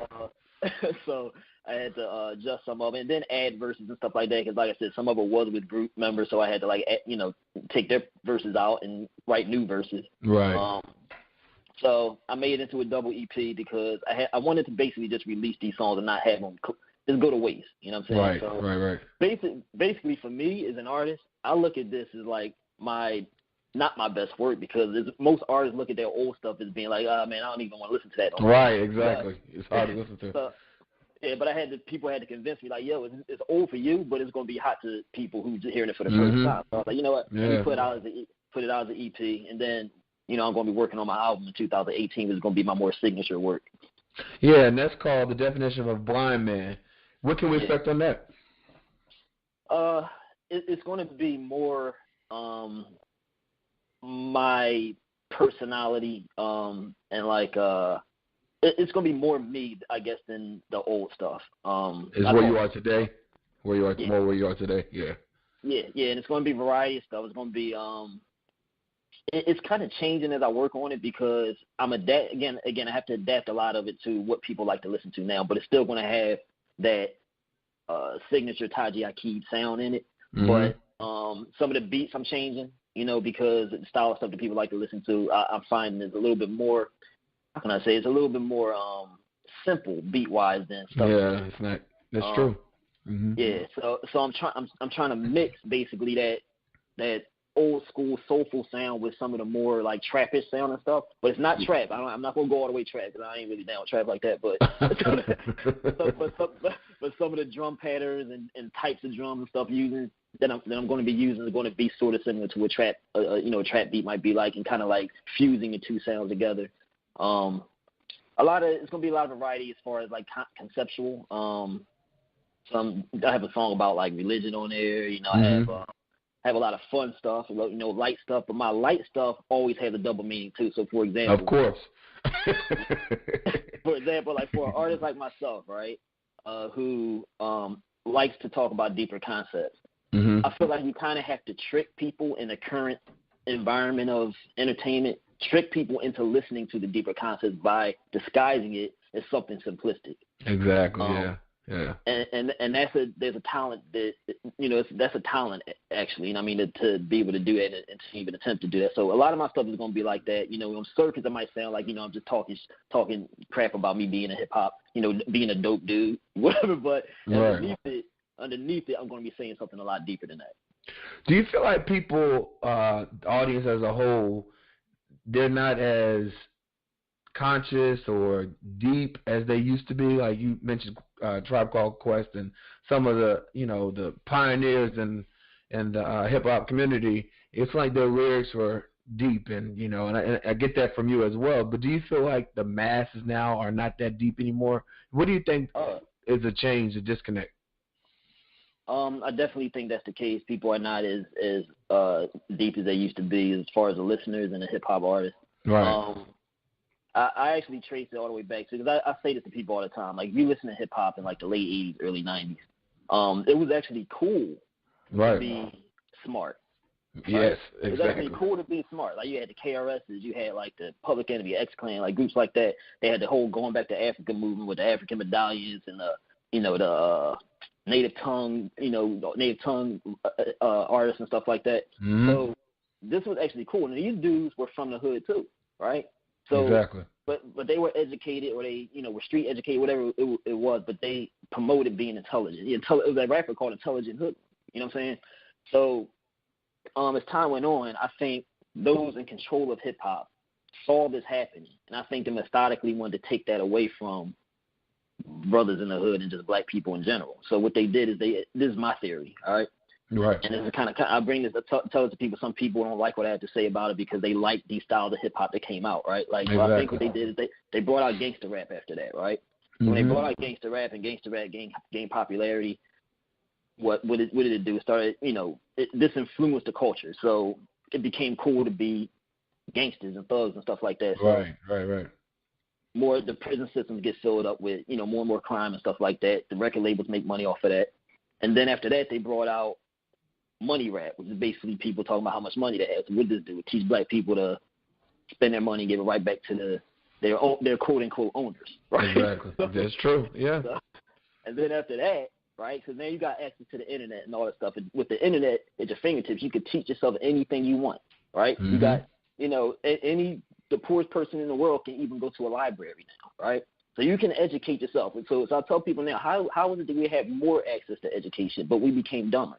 Because the powers that be, they went overboard. Now they working overtime now to counteract that. So they like, they can educate themselves. They were trying to do this smart hip hop back then, so let's take that away from them. So now what they did is they literally took the lyrics out of hip hop, which is what hip hop is founded upon, revolution and lyricism. They took that out of it, so now you got mumble rap. They barely even speak. Don't even know what they're talking about, right? and when you figure out what they're talking about, most of the time they're talking about drugs and it's just stuff like that. So like now they literally taken the substance out of what hip hop is, the essence of hip hop away from it, and now they barely even speak words. Mm-hmm. So that's true. That's true. So that's why people are becoming, obviously that when people are growing up listening to that, the younger generation growing up listening to that, they ain't learning nothing from it. And hip hop is probably the most influential form of communication in the world. At least it has potential to be. You know what I mean? Yeah. That's an interesting perspective, but I definitely get it. Because you turn on the radio now and all the songs sound the same. It's all about the track.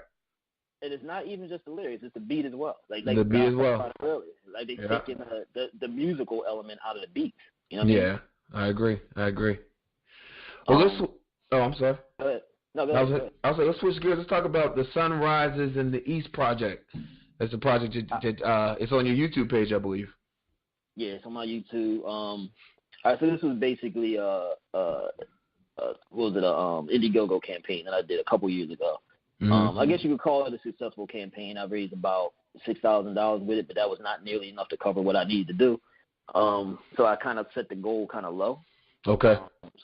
Basically what I did is I went over to Africa, went to Senegal, and I wanted to do a project that basically showed a parallel between how hip-hop started in the East Coast, in New York, the Bronx, and then how mankind started in the eastern region of the world in Africa, right? Mm-hmm. And I kind of wanted to build this project to take people back to where we started at, to try to get people to reinvest in the authenticity of the art form of hip hop. I wanted to go to Africa and shoot part of the video there to pay homage to Africa where mankind's beginning, and also I shot some of it in New York. Pay homage where hip hop beginning. So it's basically going to culminate in a song, which I do have complete, but I wanted to have a video and a song come out together. And it's also going to have some elements like battle rhyming in there, because you remember how it used to be this East Coast versus West Coast thing. Exactly, yeah. and hip hop, and that was when hip hop was fun. You know what I'm saying? Like, it was fun. East versus West thing, and the East basically started hip hop, so it's like we used to have this pride about this is where hip hop came from, the East. It's not to offend the West Coast rappers, because now it's like, the West Coast people, West Coast rappers, because now it's like, we can have an appreciation for this, mm-hmm. Regardless of where you're from. So it's a little bit of that and a little bit of battle rhyme element in there, and also, just kind of like underlying that, trying to teach people where this all started at, to try to influence, going back to having some, everything I've been talking about, like the purity, for lack of a better words, of the art form. So in the process of doing this, right, I wanted to have a staff when I went over there, and wound up everybody fell off, because that's how stuff goes. Right, people. That's how they do. Yeah, everybody fell off, so I wound up going by myself. And my sister, who's an actress living in New York, she decided to come just to lend me a hand. So she came a little bit later, like 3 days later after I came. So the thing about it, I'm trying to shoot a video over there. I have no camera person, no anything besides. You going off? Was that your sister? You going off about shaking the camera or something? I watched the first one. I said those are siblings right there. Yeah, so I had like my nephew, because I had my sister, my artist sister lives over there, so that's why. That's why I chose Senegal, because I wanted to include what she's doing over there, because she's an artist, but she kind of has the same approach to the arts as I do, from a visual artist standpoint. So I wanted to include some of what she's doing over there. She's out over there trying to build up the community and whatnot. So I had to get like her son, my nephew, to try to be a cameraman for me. I paid this guy over there paid him $100 for the whole time. Okay. Not that much money. To help out wherever he could. He didn't speak English, so there's a little bit of language barrier. I know a little bit of French, so between the two of us, we kind of had made it work. We could. Yeah. My sister, when she came, she was a huge help because she's an actress, so she knows she helped. I think her biggest way she helped was trying to get me to perform better because my mind was distracted just because stuff didn't go like I wanted it to go. So she kind of coached me into getting more energy when I was performing, and she did some of the camera work and stuff like that. So what I wound up doing is making a vlog. And so I recorded everything I did from the moment I left Philly to the time I got back to Philly, and made a vlog about how to do for self. And I talked in it about how nobody came out, and how you can still get done things you need to do by yourself. Mm-hmm. And so it's kind of like a tutorial / just behind the scenes. Vlog / mini documentary type of thing. Okay. Dope. And yeah, check it out. I only was able to watch the first one. I'm gonna watch some more of them, but the first one had me crying when y'all start getting into it. but it was good. What you were talking about, and you were explaining what you were doing and why you were doing it. I thought that was important. Talk about To the Rescue. Okay, yeah, To the Rescue. This will actually be the first time I'm like publicly talking about how this came about. Like people ask me, like people follow me on my social media, like what the hell is this rabbit thing, right? Right. So sometimes maybe there's been like maybe 5 or 6 people actually told where it originated from. So you can kind of sense like a common theme among most of the stuff I've been talking about is I do pretty much everything myself, right? Right. Yeah. That's how I became a photographer, a videographer, all the type, the engineer, all that, because I've rarely had any help. So I wind up saying, all right, I'm gonna teach myself how to do it. Mm-hmm. So one day I was sitting around and I needed to do a selfie video to try to promote something, and I couldn't get anybody to just even hold a camera for me. So I was like, damn, how am I gonna do this? I need to focus the camera on me. It's not like wasn't an iPhone. It was like a DSLR camera. So I need to focus the camera on me. How am I gonna do this? So I was like, So my niece had left this like big stuffed rabbit behind, like when she used to live with me. So she left this big stuffed rabbit behind, and I was like, I can use this rabbit. Maybe I can use this rabbit and position the rabbit where I'm going to be, and focus the camera on the rabbit, and then I'll sit where the rabbit is, and the camera will be focused. So when I did this, I was laughing to myself like, damn, this inanimate stuffed rabbit is more help to me than an actual human being. So I was like, this is damn shame. So I was like, I should make a story about this. So I wrote like a little joke story about this rabbit helping me, and people, liked it. So I was like, I'm gonna just keep on making this a thing.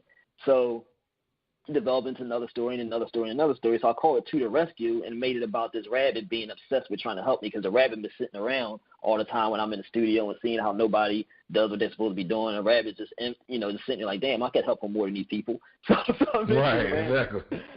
So these stories are about this rabbit, coming to the rescue and trying to help me make it as a hip hop artist. But I'm like, in these stories, I'm like annoyed with the rabbit because I'm like, you a stuffed rabbit, you can't do anything. And the rabbit's like, I can help you, I can help you, I can help you. But in a way, the rabbit trying to put you on. I always talk about how I have these double meanings. And the weird thing is, like, in a way, the rabbit does help me in real life, even though it's an inanimate object, because a lot of people are attracted to that rabbit. And they always ask me about the rabbit. So in a way, that rabbit helps promote me. You know what I'm saying? More than actual people. Wow. That actually is a good concept. Definitely a good concept. So where do you come up with because you're very creative, and where do you come up with this creativity? You know what? That's a good question. I think I get it from my father, because my father, he had a rough life. Like his life kind of was similar to Malcolm X's in a way. Okay. Without obviously publicly being a minister or whatever, but he didn't finish his formal education. He went to spend a lot of his youth in jail and all that and whatnot. But he was a very good writer, and I don't know where he got it from. You know what I'm saying? It was just like natural to him. So and I wound up reading like a lot of his stuff as I got my late teens, early 20s, and a lot of it was very similar to stuff I wrote and a lot of stuff I thought about.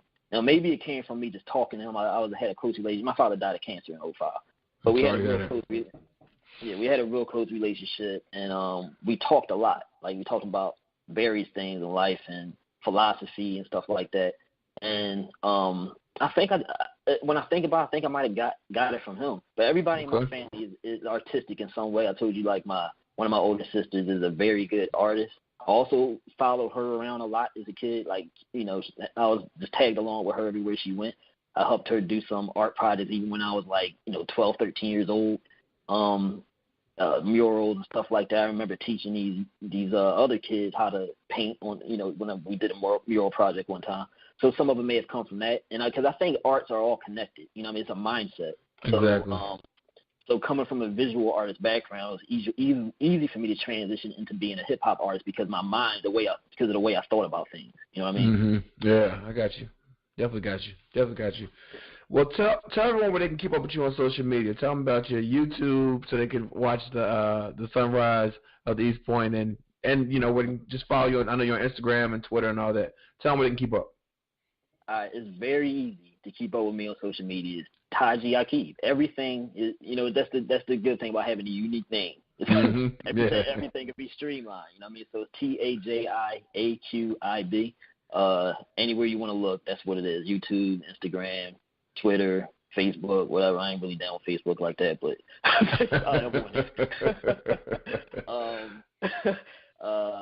and the Sunrise in the East project that's on my YouTube. The YouTube page is probably the best place to keep up with everything I'm doing.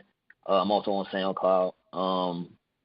And I also have a Patreon. I don't know if many people know about Patreon, but it's a crowdfunding. It's a crowdfunding site, I guess you could say, similar to like GoFundMe and whatnot. Except you get funded per song or per month or every month, right? So I like it. I like it better than GoFundMe because it basically allows artists like myself to close the gap between, I guess, underground or independent artistry and mainstream, in a sense. Like, mainstream artists are backed by that that machine, that mainstream dollar. I mean that industry.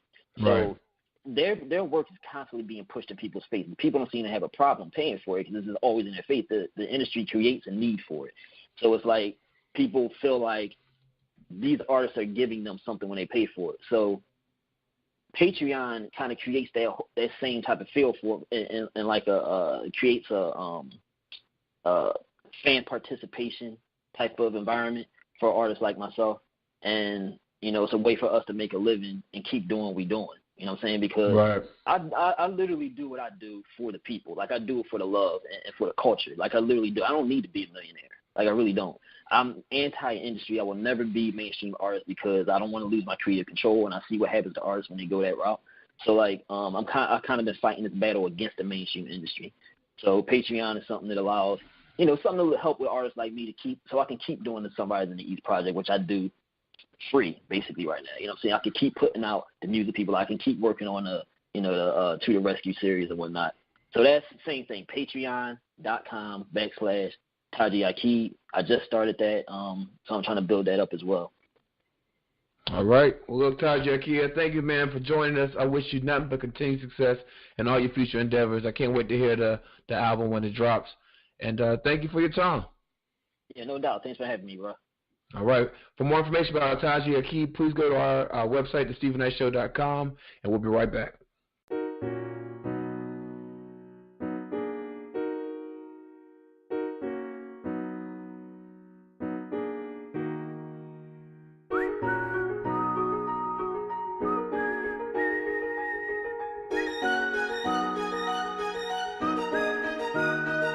Now this is for my sisters, all my sisters, Asian, Indian, African, Arab, European, Caribbean sisters, Latino sisters, any sisters that ride with us, most of all my black sisters who identify with us. Come on, I can't speak for all of this, but I can speak for some. I'm trying to look inside you and figure out where you coming from. I ain't gonna give you excuses and tell you nothing dumb and step on you expecting you to be sticking to my soul like gum. I'ma tell you what I want from you, make me better, sister, cause I'm tired of going back and forth with these vendettas with you. It's kinda productive what we do, we on the same team, from the same origin, should be sharing the same dream. Chocolate is good with chocolate, but it tastes fine with cream. I'm asking, look inside you for the color in your bloodstream. Relate to me, communicate to me with all your being. I'm begging, look inside yourself and see you splitting at the seams. So let it leak so I can see how I should act back with you. Be black with me and trust I'll be black back with you. I know that you've been trying to touch me for a long time, but now I need your real touch, massage me, help me shine. Yeah, back in the day we was awesome till they came and divided us and tell me what it cost them.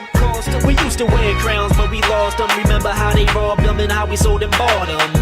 Taller than the tallest tree evolving, but all I'm seeing now is us giving each other marlins. Stocking all them darling. Look how far the leaves are falling. We gotta make up and solve these problems. Them subtle kisses and the soft caressing. Sometimes all you need to substitute for all the crazy sexing. Cause I could get that from a smut. With you, let's start addressing what's inside your gut. The insecurities is manifesting. I'm not gonna be just like the rest. Leave you with a baby while I run the street, sticking my penis up in other ladies and lie about it. Even though I know you know the truth and have the nerve to try to deflect it back on you with no proof. Take it for granted you staying cause you fought nail and tooth. Want you to respect me as a man while I'm acting like a douche. Sitting home bullshitting, blaming my shiftlessness on racism. As if a black prez ain't sufficient enough to get some ambition. Give a dude some damn vision. That's the type trash you think I'm capable of, man. Listen, how we gon' ever thrive if you can't stop the pessimism? Convince me you believe in me, that's a support system. Let's go. Back in the day we was awesome till they came and divided us and tell me what it cost them. We used to wear crowns but we lost them. Remember how they robbed them and how we sold and bought them. Taller than the tallest tree evolving, but all I'm seeing now is us giving each other marlins. Stocking all them darling. Look how far the leaves are falling. We gotta make up and solve these problems. Tell you what, you be strong for me and I'll be strong for you. Try to help me understand whatever suffering I put you through. You probably been out here just looking for the wrong thing. Been dealt a lot of pain, but every brother ain't the same. And understand most brothers is damaged to the core and still trying to recover from hundreds of years of open sores and deep metal stains from never being taught better. With heavy expectations weighing on our race and gender. Well, let me humble myself and ask if you know better teaching. Don't raise the bar before most of us ever got to reach it. It's my apology for the brothers that couldn't make it. The deadbeats, the uneducated, the incarcerated. A lot of us still struggling to meet your expectations, cause we know you beautiful and deserve all the adulation. But just a little motivation will go a long way to helping both of our situations. Don't give up on us. Many of us never learn to make the right choices. Never had the right role model, so play that role for us, okay? And I play the role of strength for you so you can better yourself if you up for it. And I'm asking cause I need your help. Now listen, back in the day we was awesome till they came and divided us and tell me what it cost them. We used to wear crowns but we lost them. Remember how they robbed them and how we sold and bought them. Taller than the tallest tree evolving, but all I'm seeing now is us giving each other marlins. Stocking all them darling. Look how far the leaves are falling. We gotta wake up and solve these problems.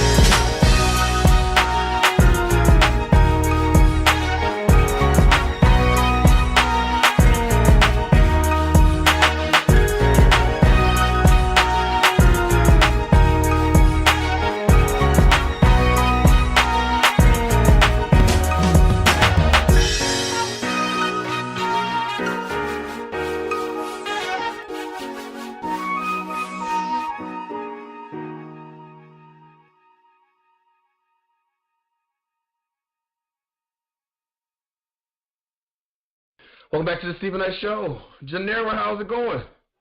Everything's great with me, Stephen. What's going on? I can't complain. Monday, getting through it, and hey. Amen. And they got some good stuff for us? I do. It's actually, everybody knows that Valentine's Day is right around the corner, and President's Day is actually next week. So I have quite a few sales for you guys. And I'll have hopefully even more next week because next week is President's Day.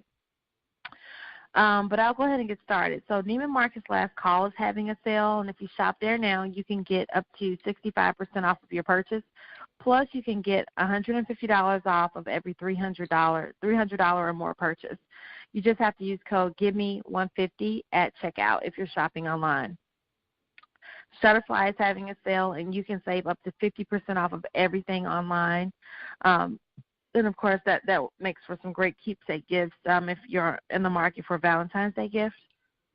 If you're trying to do anything with your home, Target is having a sale on all of their home goods, in celebration of President's Day.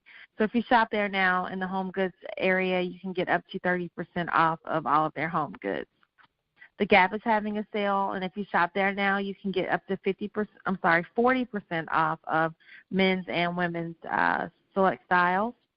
Steve Madden is giving. They're not really having a sale, but they have discounted a lot of their items. And if you shop there now, you can get deals as low as $50. Plus, you can get free shipping on orders of $50 or more. Carter's is having a sale in commemoration of President's Day, and you can get 50 to 70% off of the entire store. Plus, you can get an extra 25% off of your purchase of $40 or more. Old Navy is also having a sale, and you can get up to 50% off of the entire store. Banana Republic is having a sale, and if you shop there now, you can get an extra 50% off of all of your sale items. The Personalization Mall, which is one of my favorite stores around these types of holidays, Christmas, Valentine's Day. I love them around this time of year. Mother's Day. And the reason is because you can get keepsake gifts. So if you shop the Personalization Mall, you can get they're guaranteed that you'll get your Valentine's Day gift. I'm sorry, they guaranteed that you'll get your gift by Valentine's Day if you're trying to shop for someone. Plus, you can get an extra 25% off of select personalized items. The Loft is having a sale, and their dresses are starting out at just $49.50. Plus, you can get $25 Loft cash for every $50 you spend now through March 4th. The Limited is having a sale, and if you shop now, you can get up to 40% off of new arrivals. Plus, you can get free shipping on all of your orders. And last but not least, Saks Fifth Avenue is having a sale, and you can get up to 70% off the select items. Awesome. And they can find all that at budgetshopaholic.com, correct? They surely can. All right. Well, listen, you have a wonderful Valentine's Day. Tell Rob he better do something good for you. And we'll talk again next Monday. All right. You will. All right. You take care. Okay, you too. All right. Back after this. Feels so good. Feels so good. Hey. It's KJ on the beat. We're all alone. Nobody knows. It's a little secret. That's how we should keep it. Baby, we've been creeping on the low. Time to waste. It's getting late. Can't jump off the deep end. Not supposed to be here, but it feels so good. Feels so right. Let it be like that. Touch you right there. Kiss me on my neck. The love we make is real, and it feels so good.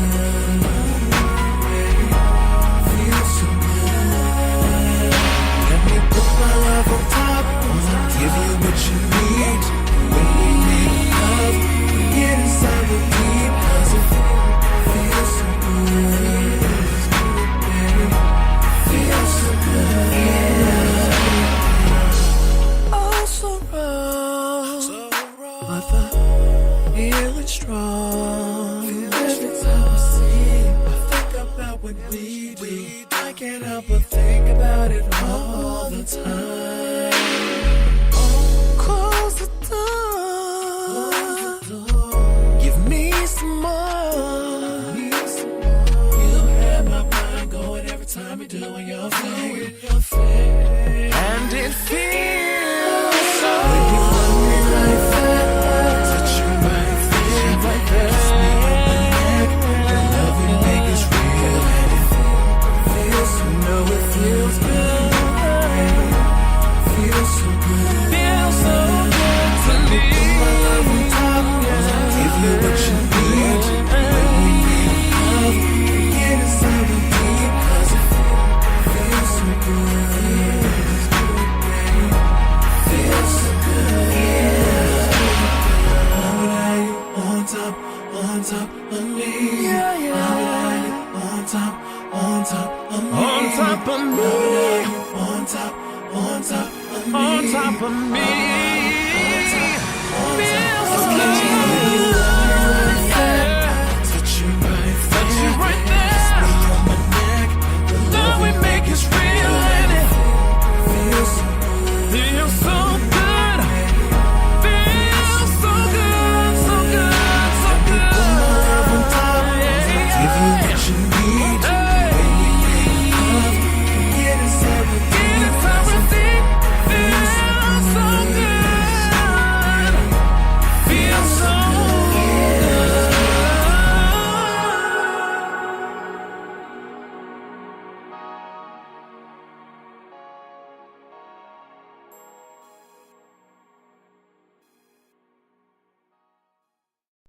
Welcome back to the Stephen Knight Show. Chick Adam, what's going on?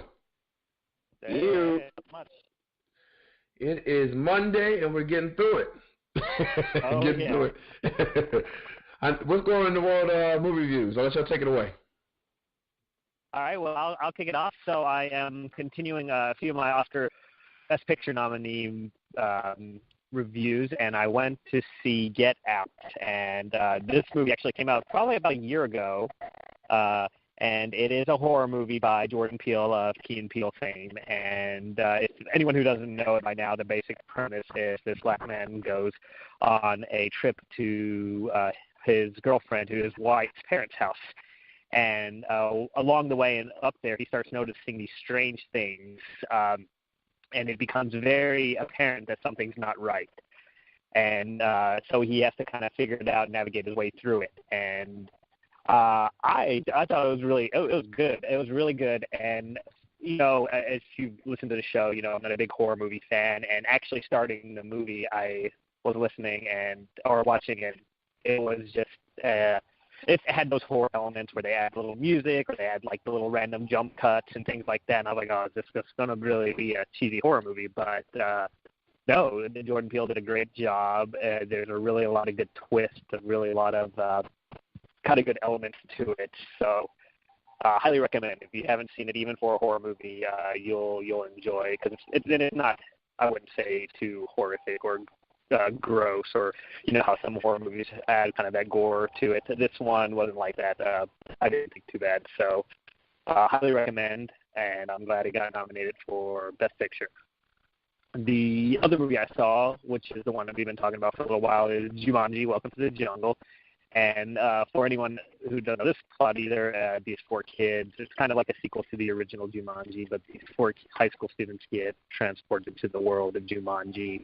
And this time it's a video game, and they're changed into different characters. So you have kind of the nerdy kid that becomes the Rock's character, who's very brave and muscly and things like that. So this movie, it started off a little cliche with all the kind of the high school stereotypes of the pretty girl and the athlete and things like that, but it really is funny.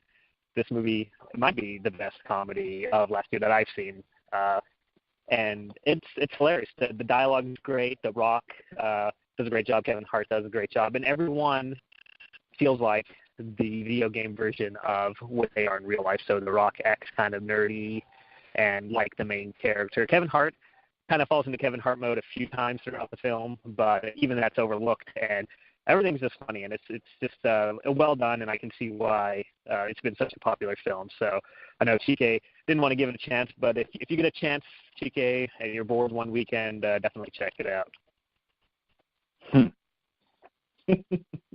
We'll see. I'll take your word on it. You're professional. Okay. Only if you like to laugh. But no, if you don't like to laugh, then yeah, you can skip it. I love to laugh. Oh, well, I'll check it out.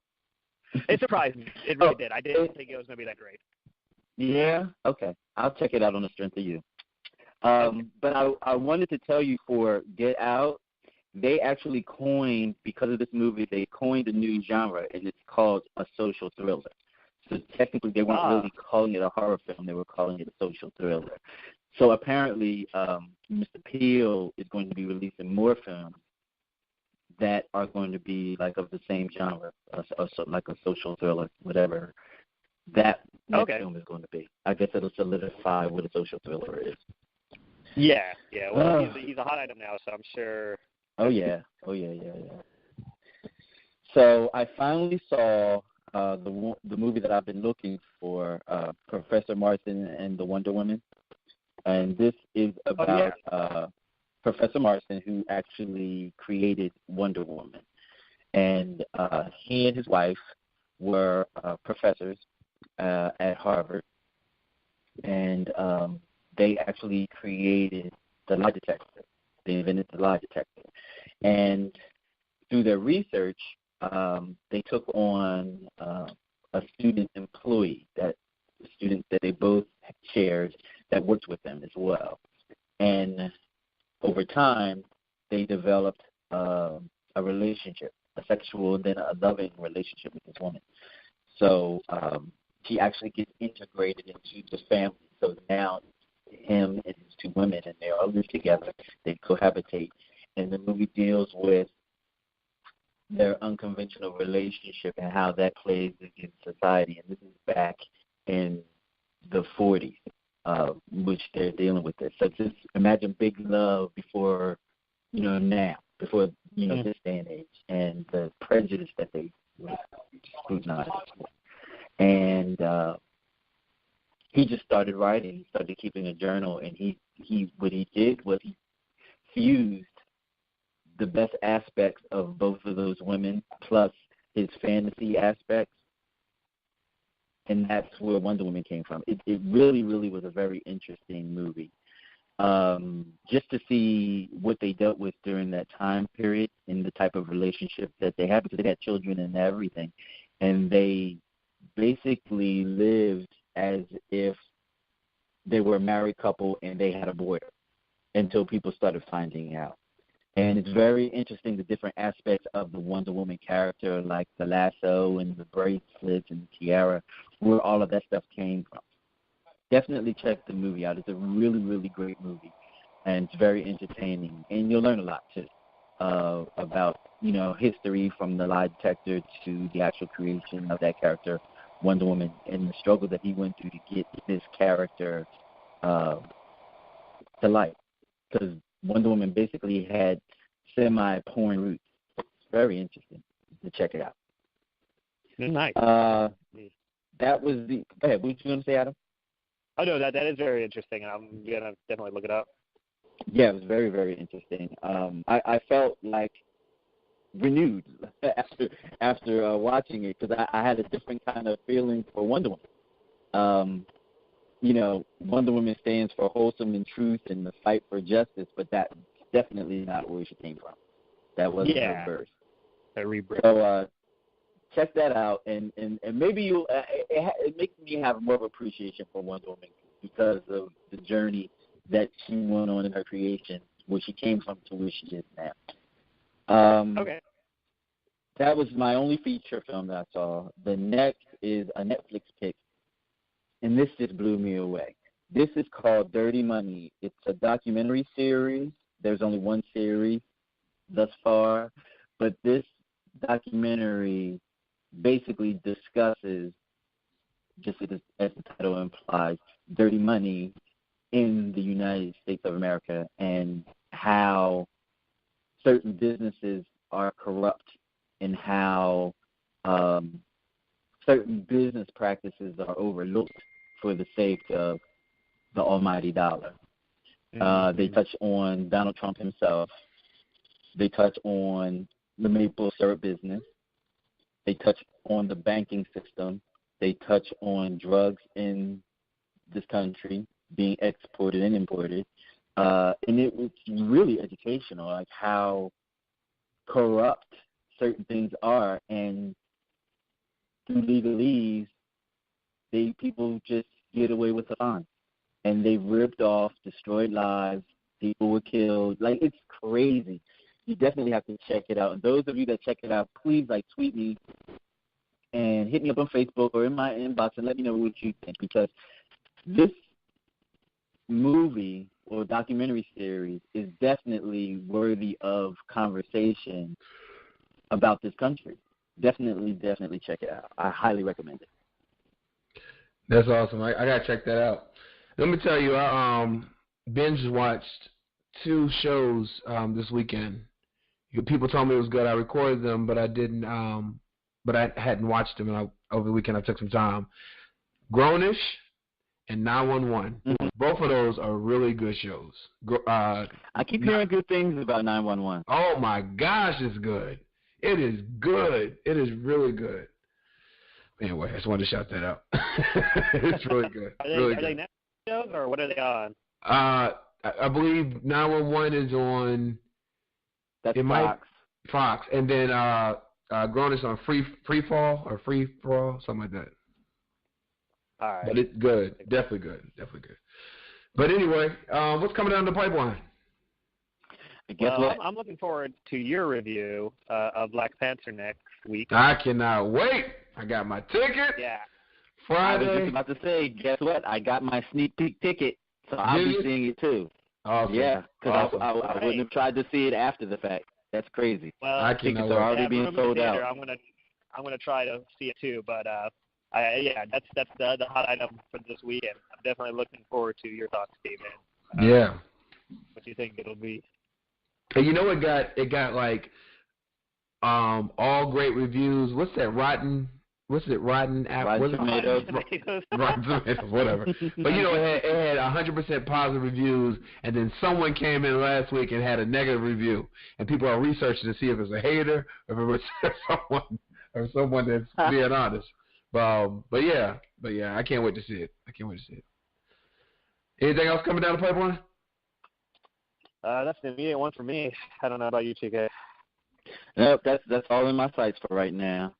I'm waiting for these Oscars to hit, because then the field is going to open up after Oscars happen. After Oscars happen, then people are going to start, putting out their other films. Yeah, because we're getting ready for the summer rush. Exactly. All right, well, listen. Thank you so much for letting us know what to spend our money on, what to save it on. And I can't wait, Chica, to hear what you have to say about Black Panther, and I'll give you my review as well.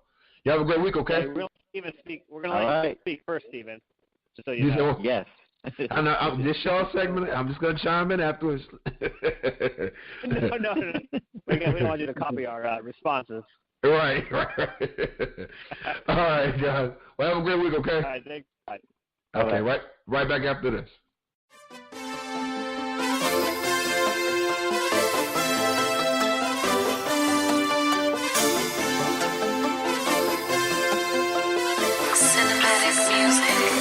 Show 'em how to move like it's your only option. Show 'em how to go, girl, 'cause you do it flawless. She be like, he be like, my haters be like, rep your town tonight. And we on.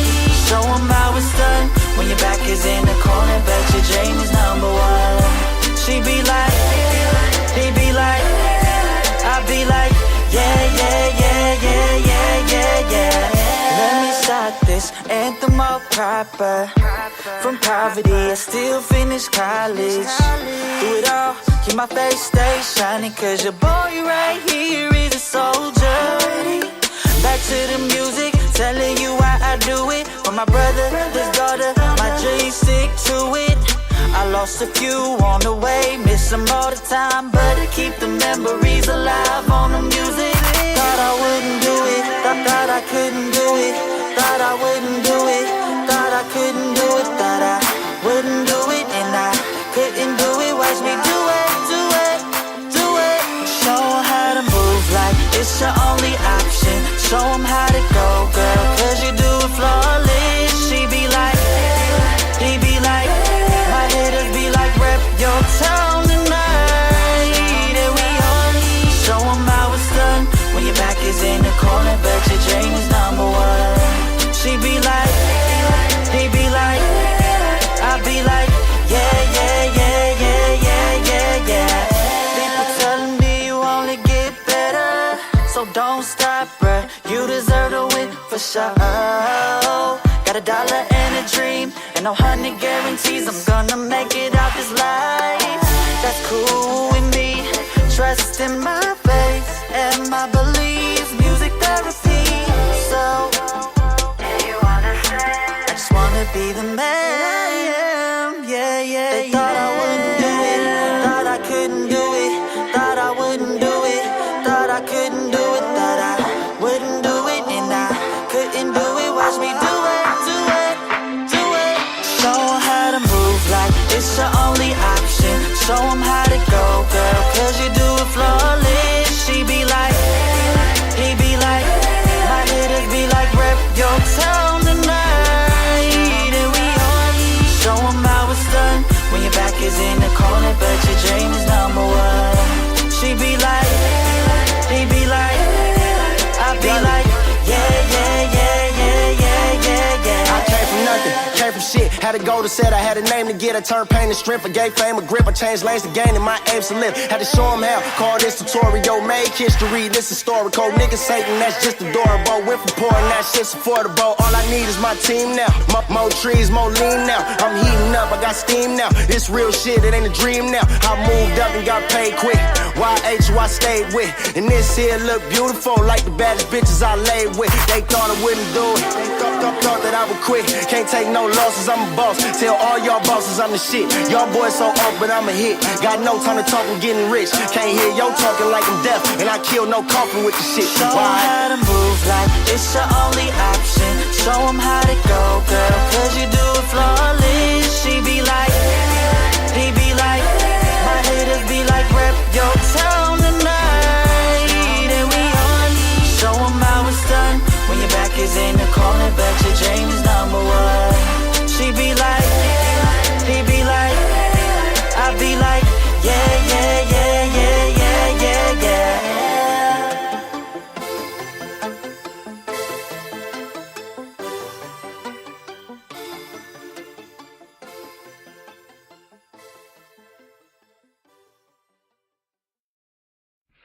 Welcome back to the Stephen Knight Show. Aaron Cosby, what's going on? Happy Monday. Happy Monday, man. How's it going? I'm good. I can't complain. Yeah, how was the weekend? Fast. It was fast. Yeah, they always do. Yeah. They always do. Yeah. Yours? So my weekend was cool. I can't complain. It went by. I blinked and it was Monday, but you know I had a good Monday, so I can't complain. Well, good. So I know you've been following the Olympics and everything going on with that. What are your thoughts on everything? The Olympics. Before I go there with the Olympics, I'm gonna talk about basketball really quickly. Derrick Rose is still one of my all-time favorite players. Yeah. He's had just a string of bad luck, health issues and all that. His career, but health issues. I don't know if you knew or not, but he was with Cleveland earlier this season. Oh no, I didn't know that. Okay. Yeah. Emphasis on was. He was released. Man, who is he? Did he get picked up? He's waiting to get picked up. There are some teams that are interested in him, but no one's made an offer yet. So, do you think because of his health injuries and all that reason why it's probably delayed?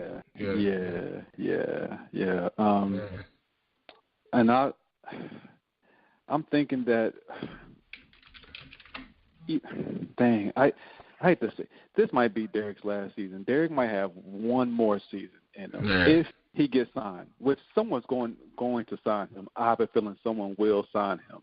Mm-hmm.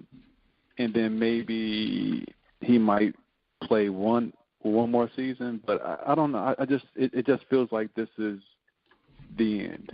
So can't catch a break. Yeah, because what happened was that he was actually part of a, I think it was a 3-team trade. So it was the Lakers and the Cavs and the Jazz. Mm-hmm. And so he went to the Jazz. Oh, okay. But the Jazz released him. Hey, he can't keep a team. He can't. Yeah. So it's like he got to the, and that tells me that he's not going to be in the be around a while. Yeah. Because if you can't stay with the Jazz, I mean, I'm not trying to knock the Jazz. They're out of all team, you know what I'm saying? But but if you get away from the Jazz and you just got there and you were an MVP 6 years ago, so I'm sorry, 7 years ago, almost 7 years ago, or whatever. So yeah, it's very unfortunate. That's messed up. So, yeah. But yeah. So, Derrick, brother, I wish you all the best. But yeah, I think it's a wrap. So, also, Steve McNair, you've heard of him, right? Mm-hmm. All right. He was murdered. Former co-NFL MVP, Super Bowl they went to the Super Bowl. He and the Tennessee Titans. He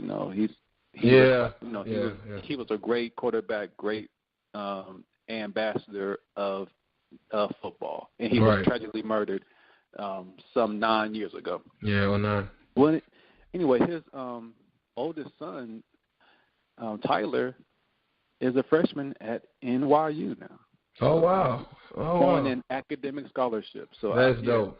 That's dope. You know what I'm saying? Yeah. So with all that tragedy that he and his mother and his younger brother went through, because he was 10. He was 10 years old when his father was murdered. And so so for him to have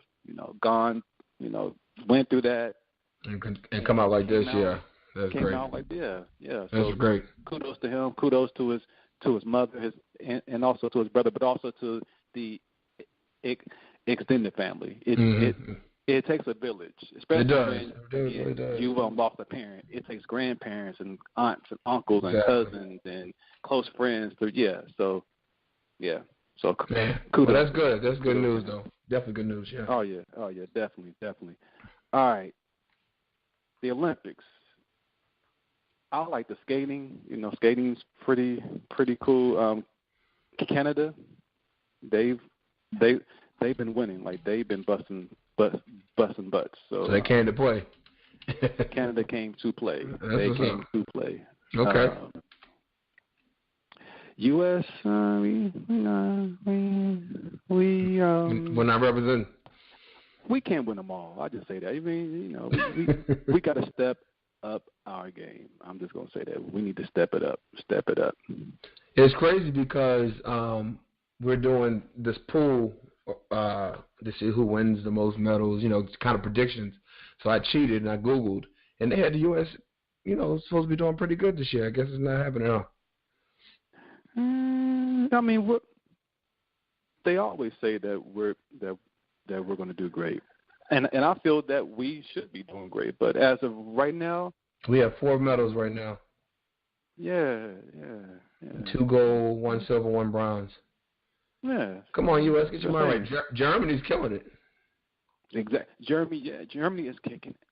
Yeah, Germany and the Netherlands and Norway. Norway has the most. Yes. Norway has 9 medals. Mm-hmm. Yes. Yeah, and also again, Canada is kicking. Canada has 7. Yep. Yeah. We got 4. Well, at least we're not Italy. Italy only has 1.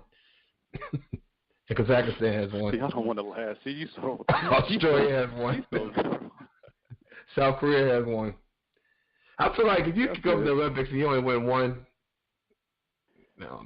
And it's too early though. About that being that they are the host. Right, and you win 1. But at least they won a gold though. It's a gold though. Okay, all right. Yeah. But yeah, they should at least have 4. But anyway, to be continued. So yes, Olympics that'll be going on for the next couple of weeks. Yeah. So far, it's kind of it's in the early stages. As it goes on, it'll get more exciting or whatever. So, right. Yeah.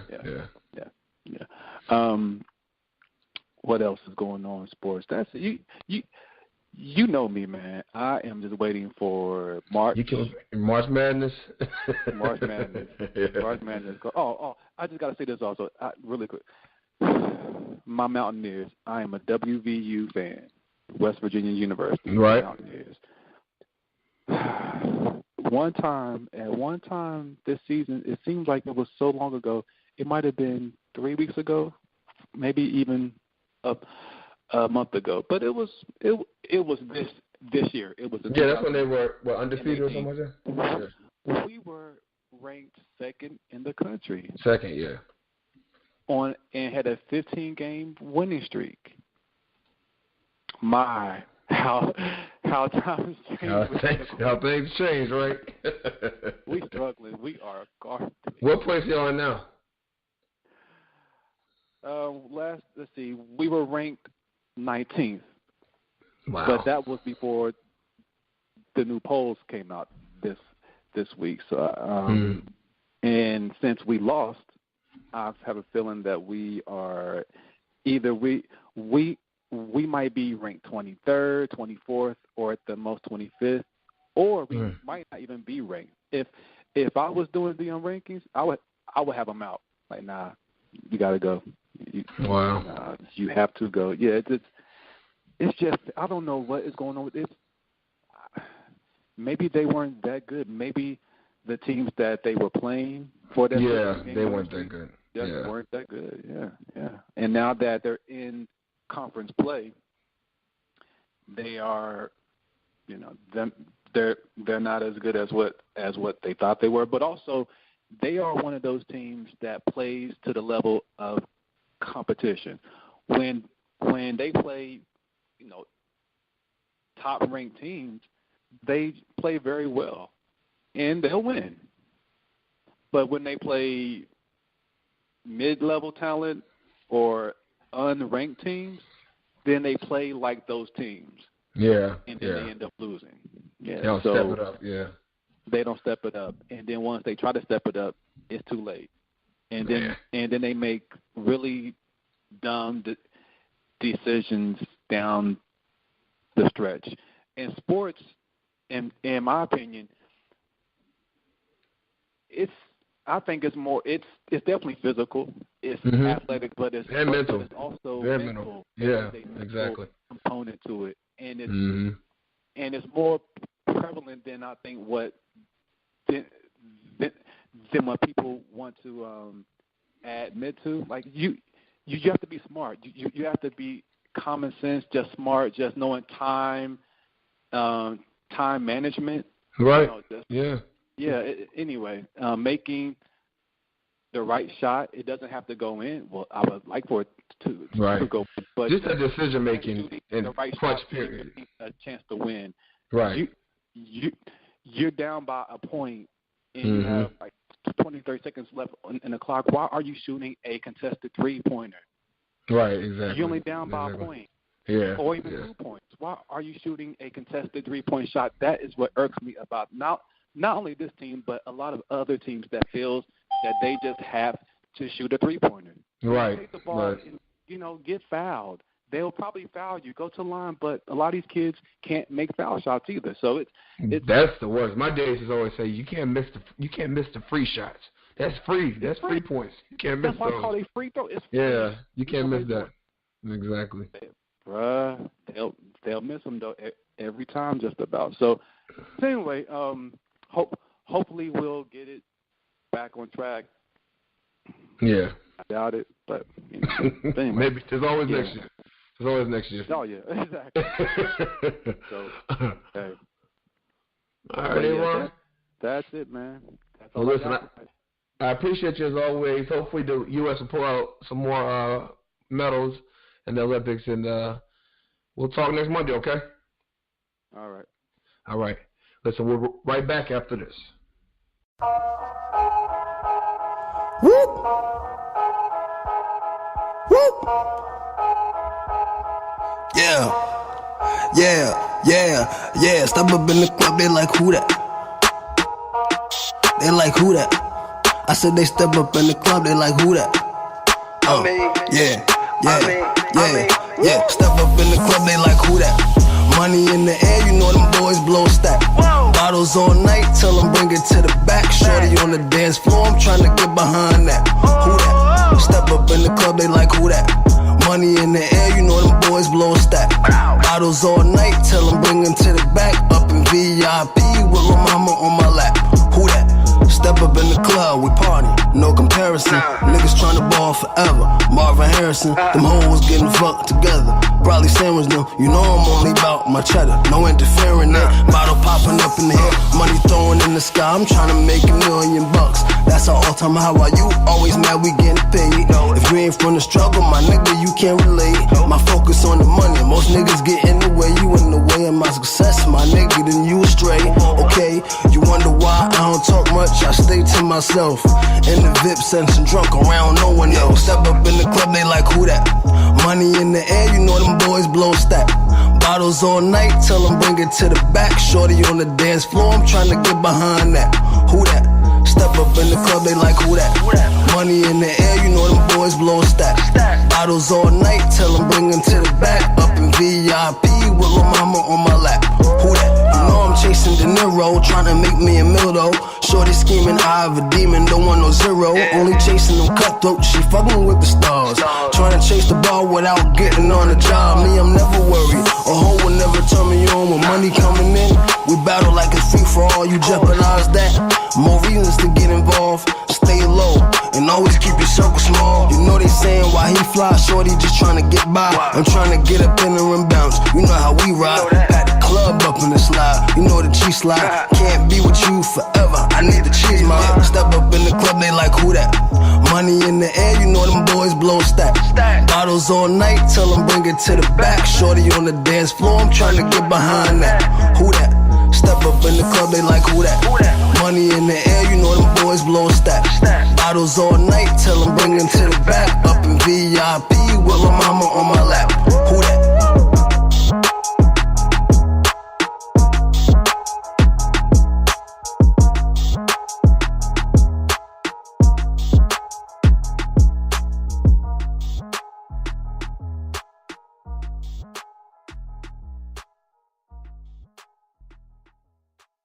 This is Savage. And this is Kai. And we are from the Articulate Podcast, and you are listening to The Stephen Knight Show. Well, that's our show. I want to thank you so much for tuning in tonight, and a special shout-out to Paul Porter and Taji Aqib for joining us. Paul's book is called Blackout. Taji, his double EP is entitled The First and Last. You can go to our website, thestephennightshow.com, to find out where you can pick up both. And special shout-out to Zavon for joining us tonight and being part of our Hot Topics. Listen, I hope you all have a great week. Happy Valentine's Day to all the lovers out there. Enjoy yourselves, and we'll see you next Monday. Good night. Tonight it's all eyes on me. Everything's gonna be alright. And when we get there, I'ma see a pretty